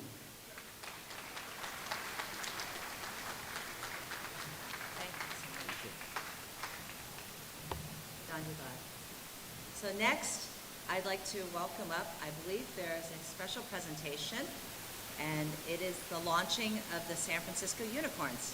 which is one of our great teams here in the San Francisco Bay Area. And as you can see, I am a fan, and I've been to your event in the past. So thank you for coming up, and please share about the wonderful season that's coming. Great to see you back. Thank you for Jersey. Just welcoming up some of the broader teams here. So for those that don't know, I'm going to start with a question for this moment. I'm going to predict a bit of an ad here. Who has heard of the game of cricket before? So I'm predicting that the doctor's going to get some hands up or a general knowledge of cricket in this room. What you may not know is that we are bringing professional cricket to the Bay Area, which is going to be exciting, obviously, for anyone who's a fan of cricket. Exciting for the Bay Area to have another great team to support. We want to be part of the Bay Area United story. What you may not know is we are taking over the Oakland Coliseum this upcoming June, July. So we've been working with the Coliseum more broadly, and we're here to announce to this room, it's already been announced publicly, that we are playing games at the Oakland Coliseum, the San Francisco Unicorns, as part of the Major League Cricket, the newest sporting league in the USA. And we're bringing the games to the Bay Area. We want everyone here to get along, support the sport of cricket, support the San Francisco Unicorns. For those that don't know, the league itself has a strong alignment to the Indian community, with 3 of the teams owned by the IPL franchises, the Mumbai Indians, the Chennai Super Kings and the Calcutta Knight Riders. So there's obviously a very strong alignment to the Indian community. So we want to make sure everyone is aware of that, gets along and supports that. What I also want to say is thank you to this group of people up here tonight. So starting down the end there, we've got the Aspire team. So those that don't know, Aspire are leading the charge in promoting and growing the game of cricket for girls in the Bay Area. So please dedicate your time to find out a bit more about Aspire. They're our community partner. They do amazing work here in the Bay Area. They're trying to grow the game in a very small subset of the community. That is obviously young girls that want to grow and learn cricket. So absolutely thank you to Aspire for coming on board again this year. To Z and Himanshu, thank you. You're part of obviously the broader team of the San Francisco Unicorns. Biju and Prakash, I know, are here probably mixing and mingling outside. They're probably getting food, to be honest. So the reality is, we're a small team at the Unicorns, but we rely heavily on the cricketing community to promote our game. So thank you to the team here, but also the broader cricketing community here that is helping us grow the sport of cricket here in the Bay Area. And lastly, Jeevan, thank you. Really appreciate being involved in the event tonight. It's great to be part of the Indo-American community. We know we're bringing a sport that you love to the Bay Area, and we encourage you to get along, buy a ticket and support the game of cricket. Thank you. Thank you so much. Thank you. And with that, I'd like to say that dinner is being served. And if we could get people to come back around, we'll start our next programming, and you don't want to miss it. It's the IDAO fashion show, catwalk, as well as the Chinese dance that begins at 8:05. So if you could go out and get your food, please, and then return to your seats, we can continue with the program as scheduled. Thank you.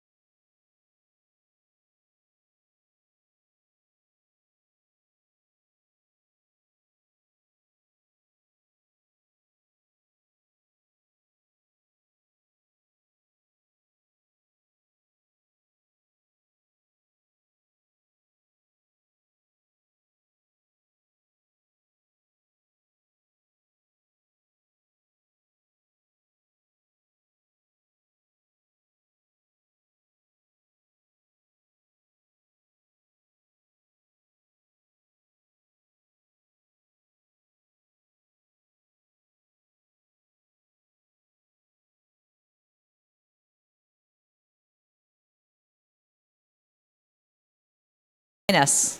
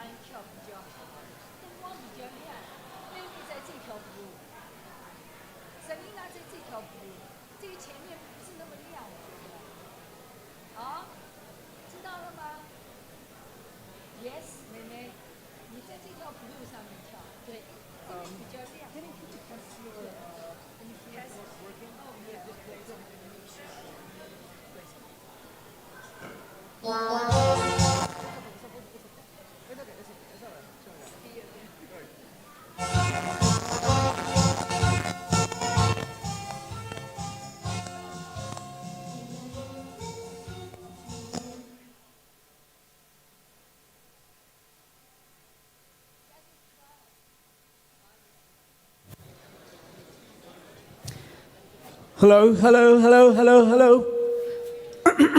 What's going on? How are you guys doing? Can you hear me back there? Loud and clear or muffled or muzzled? Can you hear me okay? How about the last table right there, corner? Bhai Saab, can you hear me? Yes? No? Good. How about there, that corner? Can you scream, please? Can you scream once? Okay, good, good. So, first of all, thank you. Thank you for coming here and attending this wonderful event. I just want to let you know that we have some beautiful programs lined up, and this microphone is done. Do you hear me? So it's breaking, and it's in your hand, man. All right, so if you guys have any trouble in understanding what I'm saying, like this, go to Don. Or you can scream loud, "Hey, Don!" Can you scream that? "Hey, Don!" Hey, Don. There you go. All right, so we are just hanging there. Enjoy your food. We have some beautiful events lined up, and I'm sure you guys gonna love it. By the way, anybody dancer here? Anybody, any people who like to dance? How many? Okay, any Punjabi in the house? Any Punjabi in the house? There. All right, so we have some dancers, right? Paji, do you know Bhangra? So we are going to do some Bhangra, right? Dance. Hang in there. I was just testing microphones, so thank you. So speaking of dance, we want to return to our program this evening. And we have with us this evening, one of the first performers is going to be from Ling Wang's Dance Studio, which is based in Union City. And they'll be sharing two performances this evening. One is the Flower Fairy, which you're going to see, and also Butterfly Lovers. And so, again, please give your attention to the beautiful young dancers who are going to be dancing this evening. The first performance is Flower Fairy, followed by Butterfly Lovers, and this is Ling Wang's Dance Studio, which is based in Union City. So thank you so much for your attention.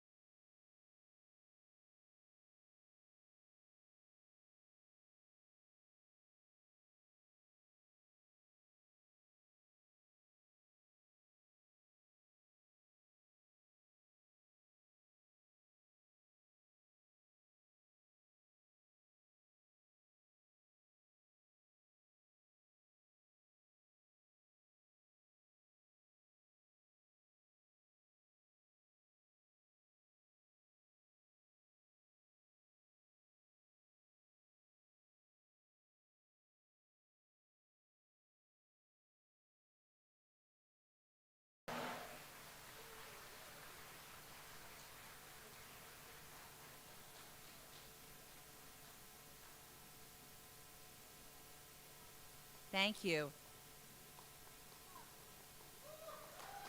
Please give a warm round of applause.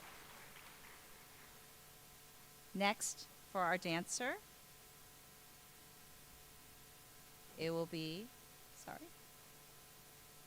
the Butterfly Leaves.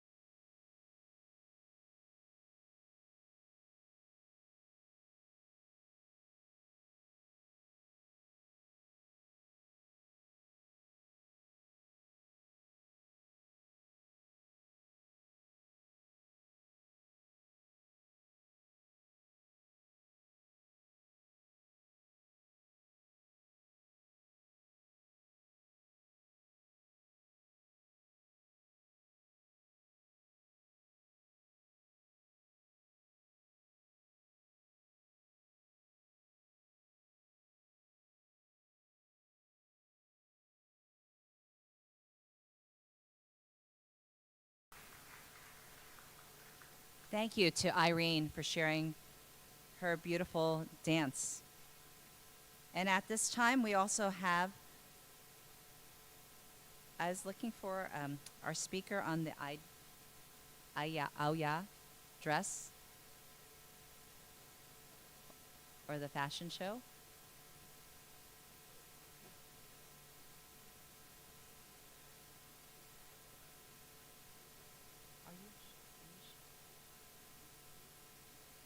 Do we have a fashion show or any presentation on this? No? Okay. In that case, our next is our Bollywood dance melodies from the last decade. Are they here? Are the Bollywood dancers here?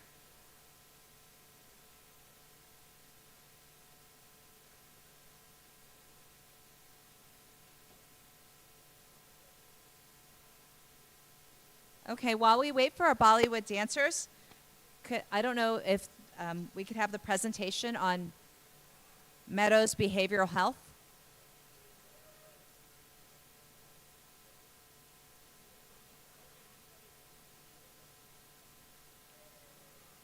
Great, thank you. Why don't I welcome our next speaker, who's going to be giving us a presentation, a brief presentation today on Meadows Behavioral Health. So that's the only thing I have. I apologize because I don't have any information. That's the only thing he gave me. Okay. Okay, he didn't give me any information. Okay, should I just stand up here? Is it going to work? Is it working? Okay.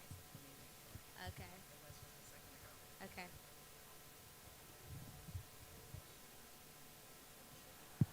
Okay. Okay, thank you. Good evening. Good evening, ladies and gentlemen. Thank you for that introduction. I especially appreciated Jeevan Uncle's call yesterday when he asked me to introduce me as the daughter of my parents. We didn't do that right now, but I am Richa Sachdev Sandhu. And in today's world, our identities are so often tied to external achievements and professional titles. But there's something deeply grounding about reconnecting with our roots, our family of origin, our upbringing, and the values that shaped us. It's a reminder that who we are at our core often begins with where we come from. That being said, I'm truly honored to be a part of this meaningful and inspiring gathering, the IACF Unity Dinner. A heartfelt thank you to Jeevan Zuchiji, Uncle, for your unwavering leadership and your gift for sparking powerful and necessary conversations in our community. You are truly a role model. Professionally, I do serve as the Director of Clinical Relations at Meadows Behavioral Health Care in Silicon Valley. I'm truly committed to expanding access to care for individuals, adults and adolescents facing addiction, trauma, mental health challenges, and eating disorders through programs both locally and nationally. We are living through a mental health crisis, and it's time we made these conversations more open and more comfortable. Because mental health doesn't discriminate, it affects people across every background and every community. This year's theme, Emerging Technology and its Role in Uniting Communities, is so timely. I'd like to briefly spotlight how AI is beginning to transform mental health care from improving access and diagnostic accuracy to helping tailor treatment plans and more meaningful ways. But as we embrace these innovations, we must proceed with care, ethical use, and responsible implementation are key. AI should be a tool for healing and connection, not something that widens disparities or overlooks human nuance. Even as technology accelerates, we must proceed with care. As passionate advocate for mental health care, we're witnessing rising levels of stress, loneliness, and disconnection, especially among young people. So tonight, I want to offer myself as a resource. I also have a few very clinically sophisticated and trusted therapists at our table. and I would love for you all to connect with them. As a passionate advocate for mental health care, I also use my voice to encourage others to live more authentically, especially in a world that pressures us to present a curated version of ourselves. That's why I launched my podcast, Standing in Our Truth, with one of my best friends, TJ Suchdev. It's a space where people can share their stories and connect through honest, vulnerable conversations centered around healing, empowerment, and embracing who we truly are. Again, the podcast name is Standing in Our Truth, and it's available on Apple, Spotify, and YouTube. If you or someone you know is navigating mental health challenges, please don't hesitate to reach out to me. Thank you again for the opportunity to speak. Thank you, Jeevan Uncle, and thank you everyone for continuing to build a stronger, more connected community together. Thank you.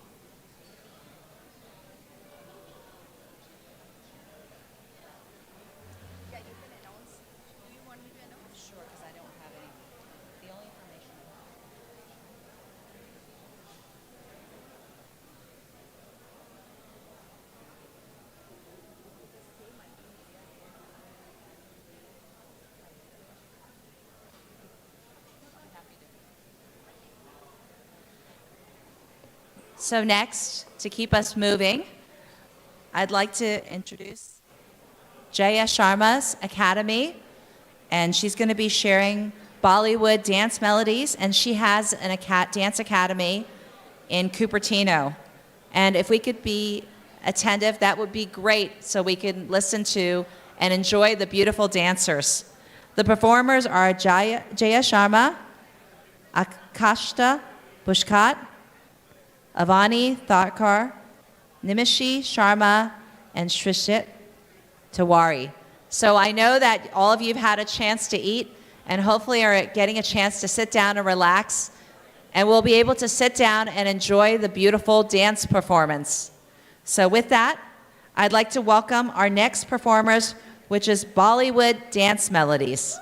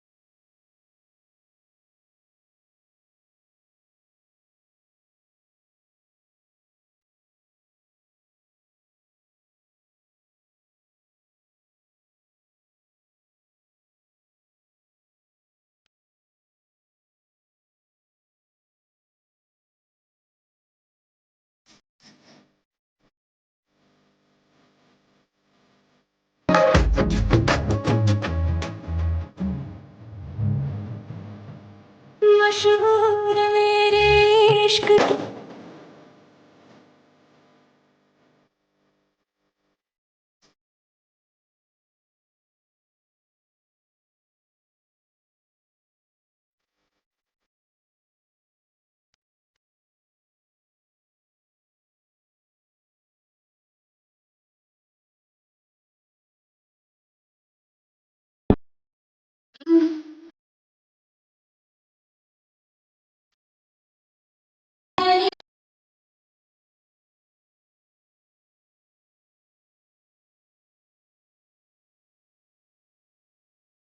लटपट लटपट कमर दामिनी धर रागिनी हो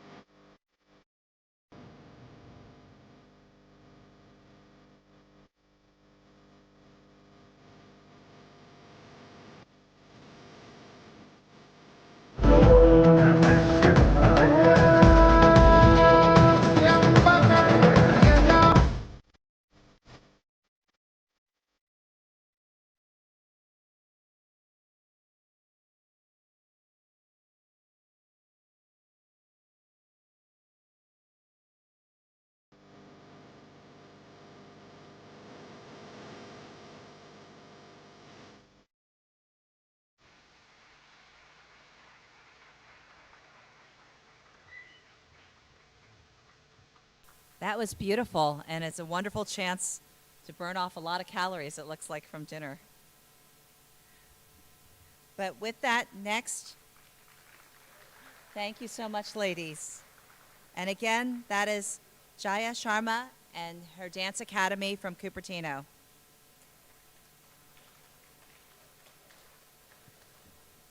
Next, I'd like to welcome Pushpita Prasad, who's going to share a pulse from the community.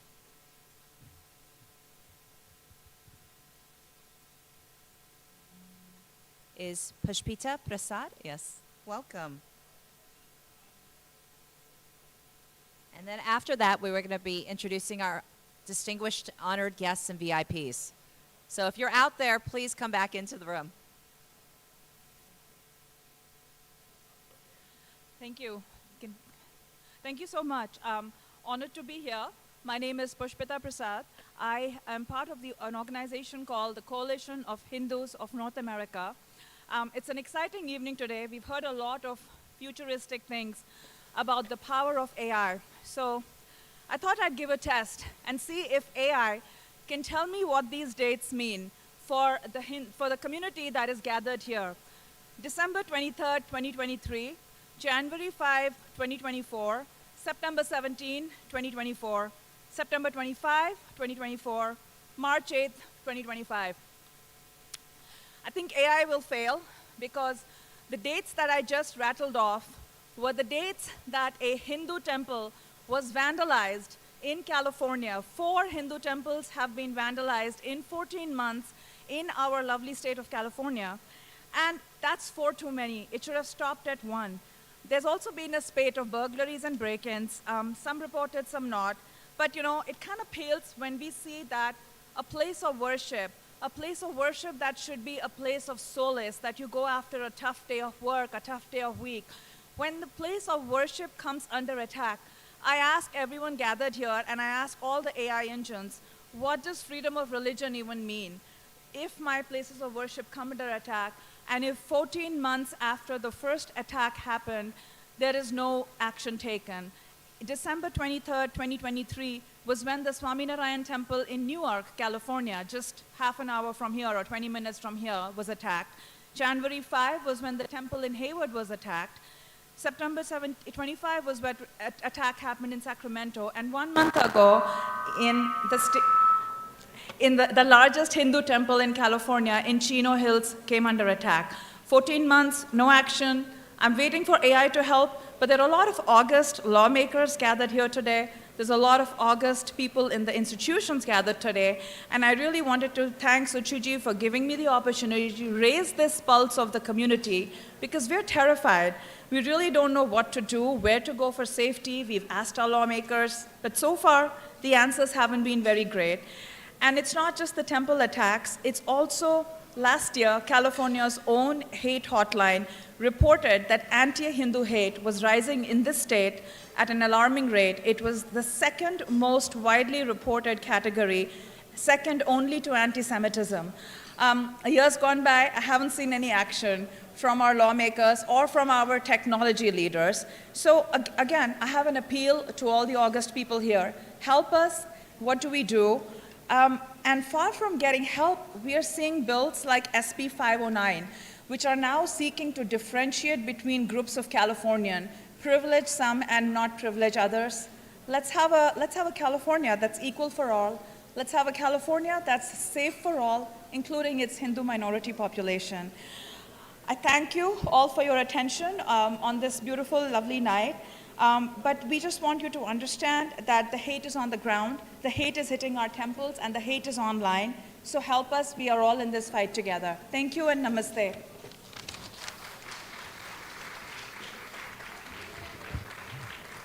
Thank you, Dhanyavad. And so next I wanted to start calling our honored guests. And I'm hoping that they've been able to return to this room because we're running a tiny bit late, but I would love to keep us on schedule. So at this time, again, I'd like to welcome our Deputy Counsel General, Mr. Rakesh Adhikar, if he's still here. He had to leave, okay. Do we have Mr. Abhishek Kumar Sharma? He also had to leave. And then we also have a representative from Congress member Ro Khanna, Tom Pike, if he's here. Next is California State Treasurer. Huh?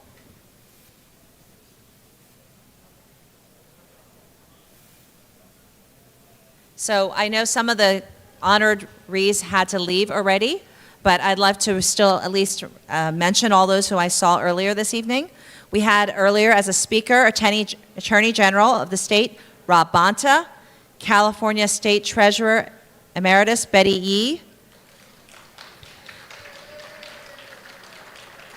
Would you like to join me since you're here? California State Assembly Member Alex Lee. If you're here, please come join me on stage. Santa Clara County Board President Otto Lee. Santa Clara County Supervisor Betty Duong. Alameda County Supervisor represented by Kathy Kimberlin. David Halbert, if is represented by Kathy Kimberlin, if she's still here. Alameda County District Attorney Ursula Jones-Dixon. Our retired District Attorney of Alameda County, Nancy O'Malley.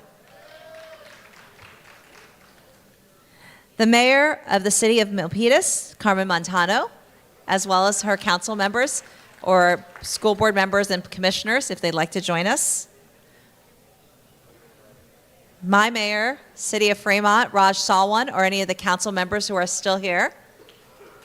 I know earlier this evening I saw Councilmember Kathy Kimberlin, Councilmember Yang Xiao, Councilmember Desiree Campbell, and Councilmember Raymond Liu. And we also had our Vice Mayor of City of Fremont, Teresa Kang. We also have retired council member Teresa Cox. We also have Mayor Emeritus, City of Newark, Al Nagy. The Mayor of the City of Cupertino, Dr. Liang Chow, who was wonderful earlier on the panel. The School Board Trustee from Santa Clara, Kathy Watanabe, and I think there were several people. The council member for the City of Santa Clara, Fremont Unified School District Board member, Renu Nair. And then also Ohlone College, Ohlone College trustee Greg Bonacorsi, and also representing Assembly member Liz Ortega, her district director Karishma Khatri. And also, I see council member William Lamb, and also planning commissioner Deepak Ashwasti, I know. And also school board trustee Renu Nair from Fremont Unified. Am I missing any electeds? Please let me know. If not, could we all scoot down? And can we invite our founders from...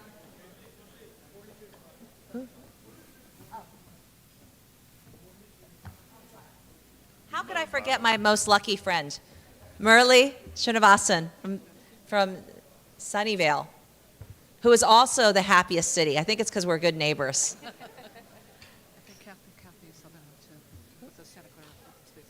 Oh, Kathy from the Santa Clara Open Space Authority, if you could come join us. Am I missing anyone? I apologize. This may not be the complete list, as we are delighted to have more people join us. And could we have the founders of the Indo-American Foundation, Rahul and Jivan Zushi, as well as Anjali, if you'd like to join us up here? And we could take a group picture before we continue.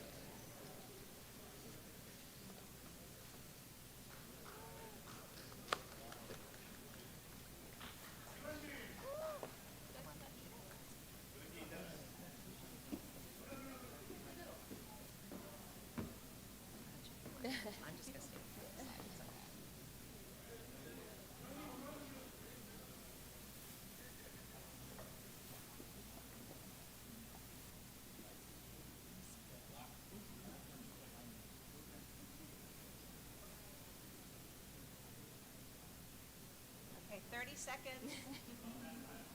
Oh.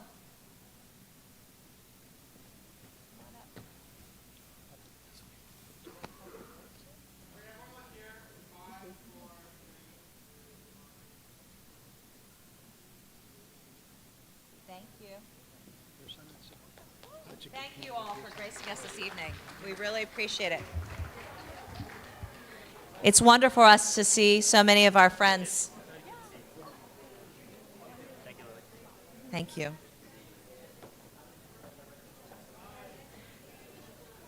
Next, I think it's also wonderful to see longtime public servants. And I'd like to introduce our keynote speaker for this evening. And I want to make sure he's in the room. Yes, he is. I'm honored to be able to introduce our guest speaker this evening.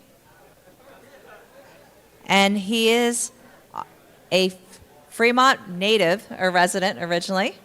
And I would love to welcome Garrett E., who is the retired Major General, to share a keynote with us this evening. Thank you.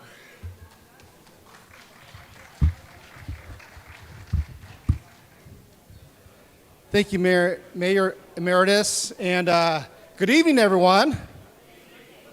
Good evening.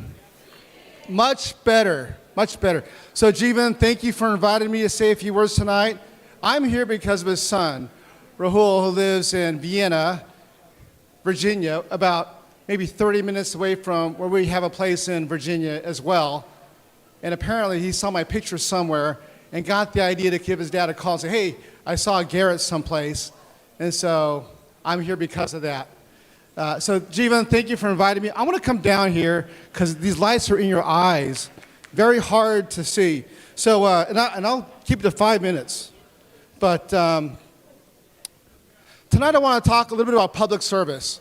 And all the folks that we just saw up here on stage a minute ago, like Betty Yee, she's a giant, Nancy O'Malley, a giant, and Ursula, another giant in her footsteps as well. Oh my gosh. And Anjali, Lati, oh my God. So tonight is kind of a old home week in a way for some of us. So Maria and I, we grew up in the area. Long time local residents of Fremont, the Tri-Cities area. And about 11 years ago, we took a little leave of absence. So we are kind of back in a way, but not quite. In 2014, I got sent to the Middle East for my third deployment. Previously, I got sent to Iraq, then Afghanistan, and then in 2014, ISIS was kind of kicking itself up again, and so I got sent to the Middle East for a year. And in that year, I commanded a unit that had about 2,000 plus people in 7 countries, and it was a very busy time. Instead of coming back to Fremont after 12 months, I got redirected to Washington, D.C. to go serve in the Pentagon. So I spent the next 4 years in the Pentagon doing stuff under a couple of different administrations. And at the conclusion of 4 years in the Pentagon, instead of coming back to the Bay Area, I got sent to Fort Meade, Maryland for 3 years. And at Fort Meade, Maryland, I was the deputy of a 18,000 person organization with a worldwide footprint doing national security type stuff. And in 2022, I finally retired from the military. And then I got a job in the national security sector at General Dynamics in the National Capital Region. So Maria and I still have a house in Fremont. We come back frequently, not frequent enough because we have 2 grandbabies and a third on the way. All that to say is, since then, in this job that I have, I still am involved in national security, travel the world a lot. I've been to the Middle East several times again. I've been to Europe, Eastern Europe. Last month I was in Poland for the 3rd time in the last 2 years. And Asia, and in 2 days I'm going to Korea again.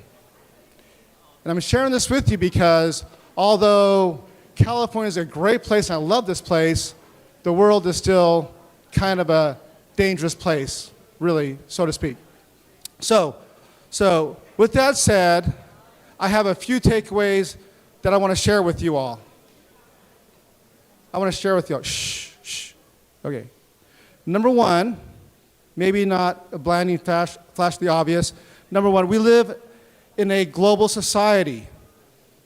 So what happens in one part of the world affects another part of the world. It does. And we're kind of seeing that play out today with some of the economic policies that the administration is undertaking. But what happens in the US affects Europe. What happens in Europe affects Asia. We are in a global society and we can't be isolationists, right? Number two, when we go to war, we go with our partners and allies. We do. When we went back into Iraq, and in 2014-15, I went back to Iraq 5 times that year. When we fight as a team, a coalition, and we can't do it without our partners and other countries without success. So therefore, related to point number 1, we cannot be isolationists, all right? My third point is, anywhere around the world, go anywhere, what people care about most is a safe place to live and raise their family, schools for their kids to go to school and grow up someday, and maybe someday retire. That's all they care about. I have employees in Poland, which is right by Ukraine, which is why we're in Poland, by the way. Employees in Korea that like being in those places, right by the DMZ. And you might ask, why would you like being in those places? And they tell me, don't you read the news about what's happening in America? It's very obvious that when you're in Korea, for example, although you're close to North Korea, not a nice place to be, if you drop your wallet or purse, someone's going to turn it in. It's a very different culture. It's a very safe place to be, even though you're so close to things that are bad. So anyway, the Bay Area is a microcosm of the world. The big world, there's this ecosystem, and the Bay Area is very much like that. And what makes, and I think Rob Bonta said this, California is the 5th largest economy in the world. And it's because of this mix of cultures, this mixing bowl, this melting pot. Call it diversity if you want. Kind of a bad word in DC at the moment. But because of that, California succeeds, and it does a great job with what it does. So, what I ask of you, and this is the ask, is that you saw all our public servants that were up here on the stage, that we continue to build and grow that pipeline of people that are willing to step up and serve our communities in different ways, whether it's elected or appointed services, or whether it's just volunteering at your local community, whatever you have it. Because that's what makes the Bay Area what it is. I mean, when you think about what's happening in this crazy world today, lots of things to get distracted about. Read the news, listen to the news, whatever you do. Lots of things to get distracted about. There's a lot of good things happening, like tonight. And so, if you allow yourself to be distracted, you're going to miss out on the good things that are happening. And what I ask of you is continue to encourage people, good people, to get into public service, to volunteer, to step up and do those hard jobs that may not be so fancy at the beginning, but let me tell you, very rewarding at the end. So thank you all, and good to be back.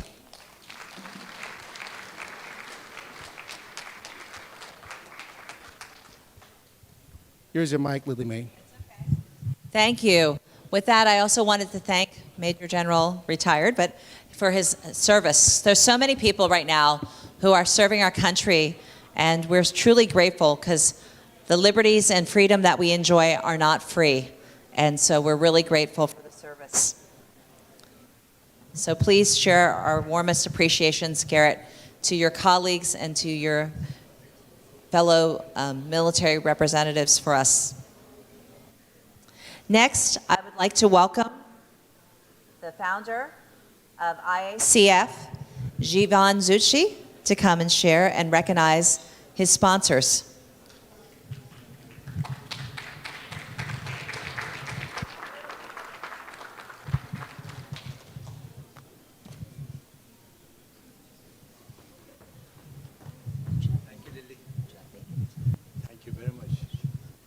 Wonderful job by our Honorable Mayor Emeritus Lily Mae. Please give her a round of applause, Lily. And I would like to bring Amit Goyal here to give some certificates to the volunteers who have worked very hard this evening. Amit Goyal, are you here? Gone. Volunteers are here, but he's gone. But anyway, I'm very grateful to I'm very grateful to all of you for being with us. We have to stay united. We have to promote unity. Under all circumstances, we have to continue doing that. and there is no other option. I'm not going to say anything more, but I'm definitely going to recognize our sponsors. And you have a booklet in front of you. We have so many of them who have been supporting us year after year, you know. And we have this wonderful friend here, Kevin Carter. Kevin, come here. Can you come for a second? And his lovely wife. Also his lovely wife.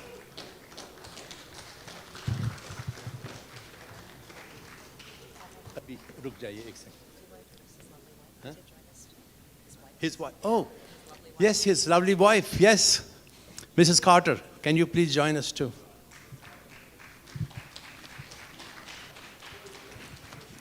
He just came from India. He has been going there often. He has an amazing, amazing stuff. He's going to tell you. Just Okay, thank you.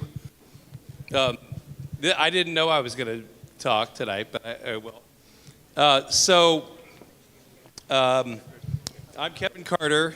I have an ad in the brochure that will tell you a little bit about me, but I've been an investor and an entrepreneur here in the Bay Area for basically my whole life, and I've been an investor in emerging markets for 20 years. So I invest in places like China, India, Brazil, etc. And only in the last few years has that focus turned to India, which I believe is as good as you can get as a country to invest in for many reasons, including the amazing human capital that India has that really no other emerging market or really any other developed market has. So I'm a fan of India, I'm a friend of India, I'm a friend of Jivan's, and I appreciate being here, and I appreciate you inviting me up, and my wife.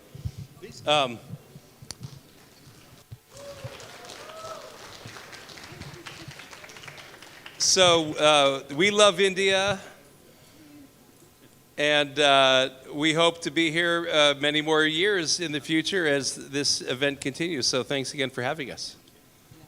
Thank you so much. Thank you. Thank you. And thank you all. I'm going to give the mic back to our Honorable Mayor Emeritus. Sure. At this time, I see that we have our volunteers and your board member, Amit Goyal, who is going to come and present the certificates to many of our youth, because these programs don't happen without the support of so many of our next generation and volunteers who have the heart to help make the difference. We have a high schooler.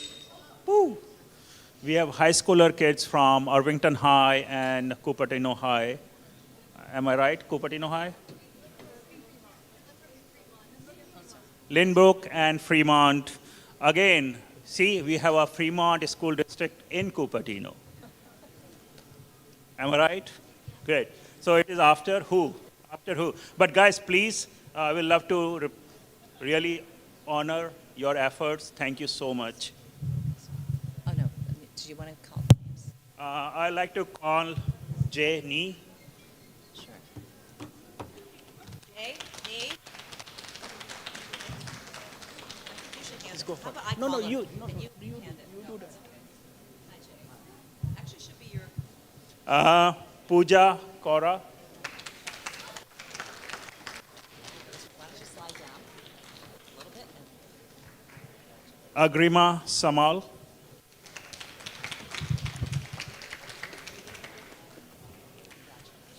Shrestha Chipuri.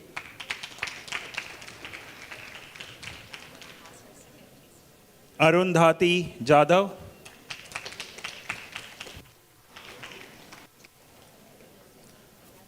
Arya Brambhat.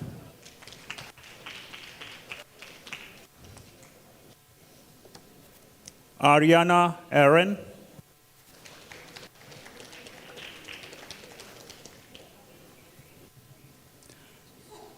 Shrey Goyal.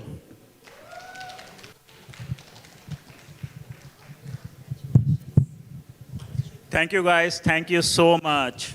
Why don't you come and take a picture with all of them?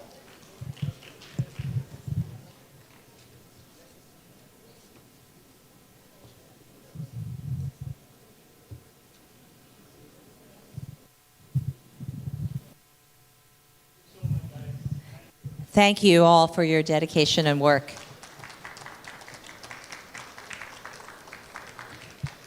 Next, I have on the agenda the address by HAF, Ramya Ramakrishnan.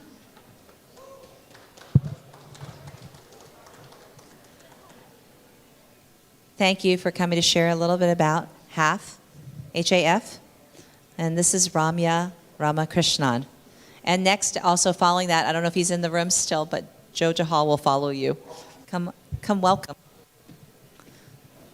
Namaste. Thank you, Lily. Good evening, everybody. Thank you, Jeevanji, for bringing everyone together to celebrate our unity and strength through this wonderful event.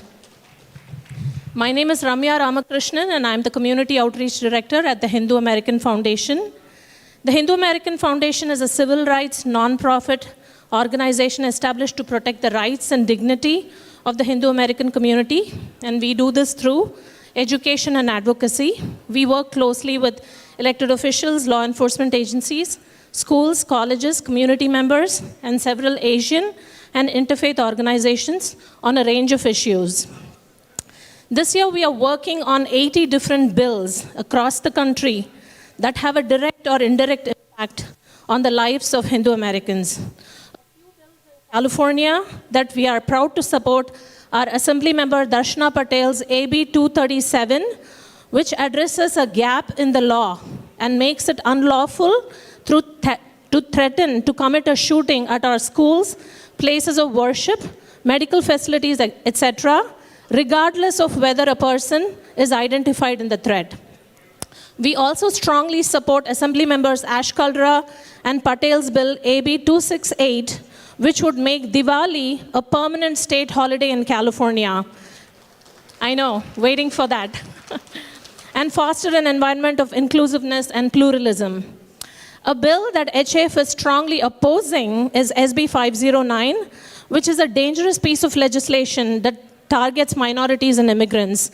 This bill is supposedly addressing transnational repression, but the language is overly vague and poses a serious threat to those who oppose acts of terror. For example, we've had half a dozen Hindu temples, our sacred places of worship, vandalized in California with identical anti-Hindu and anti-India hate graffiti. And these are clearly hate crimes, but unfortunately, we've had 0 arrests so far, and the crimes continue to happen. Anyone who speaks out against separatist movements and these acts of terror could be labeled as proxies or agents of a certain government, and this has already been happening. So these are radical fringe groups that have an anti-India, anti-Hindu agenda that are targeting our community every year, bringing bills such as SB 509. If this passes, law enforcement agencies will receive mandatory training, and there are no guardrails to ensure that these trainings are unbiased or don't privilege certain geopolitical agendas. Given the groups that are supporting this bill have been openly anti-India, anti-Semitic, and anti-Hindu. And this is the reason several Jewish organizations and a well-respected California district attorney have openly opposed SB 509. I urge everyone to take meaningful action against SB 509 by contacting your legislators using HAF's Action Alert and other resources that we've been sharing widely. Our community needs to be united in stopping hate, which is sometimes cloaked in a deceptive disguise, appearing to be a good thing for the immigrant community when we know that the opposite is true. Thank you.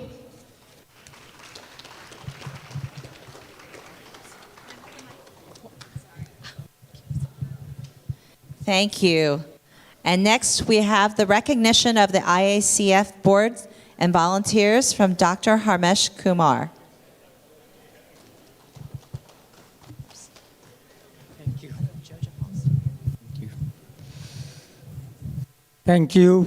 Thank you, each and every one of you, all the sponsors. I want to thank Jeevan Ji for bringing all of us together, and he's a tireless warrior to bring community together. So I want to recognize all our board of directors, Shashi Sharma Ji, Deepak Sachdev, please come on the stage. Then Dr. Naresh Sharma, Dr. Suvash Garg, Dr. Ramesh Konda, Amit Goyal, Sajoy Sarkar, Akhil Rana, Misha Sharma, Dr. Misha Sharma, and Mr. Nishil Shah. Behind the scene, I know it takes only 2 hours to complete the function here, but it takes centuries to get people together. It takes a lot of efforts and a lot of time, and most of the efforts and time is spent by Jeevan Juchi, our founder of the Indo-American Community Federation, and I want to thank each and every one of the board members. Jeevan ji, aaiye aap. Rahul, please come. Please come. Anjali, please come on the stage. Yeah. Yeah, all the Usha ji, if you are here, please come. I know there is too much going on and too long. We are going to wait. We're going to have entertainment very soon. We have beautiful and melodious singers, so let's move on from here. Thank you so much for coming, and let's enjoy the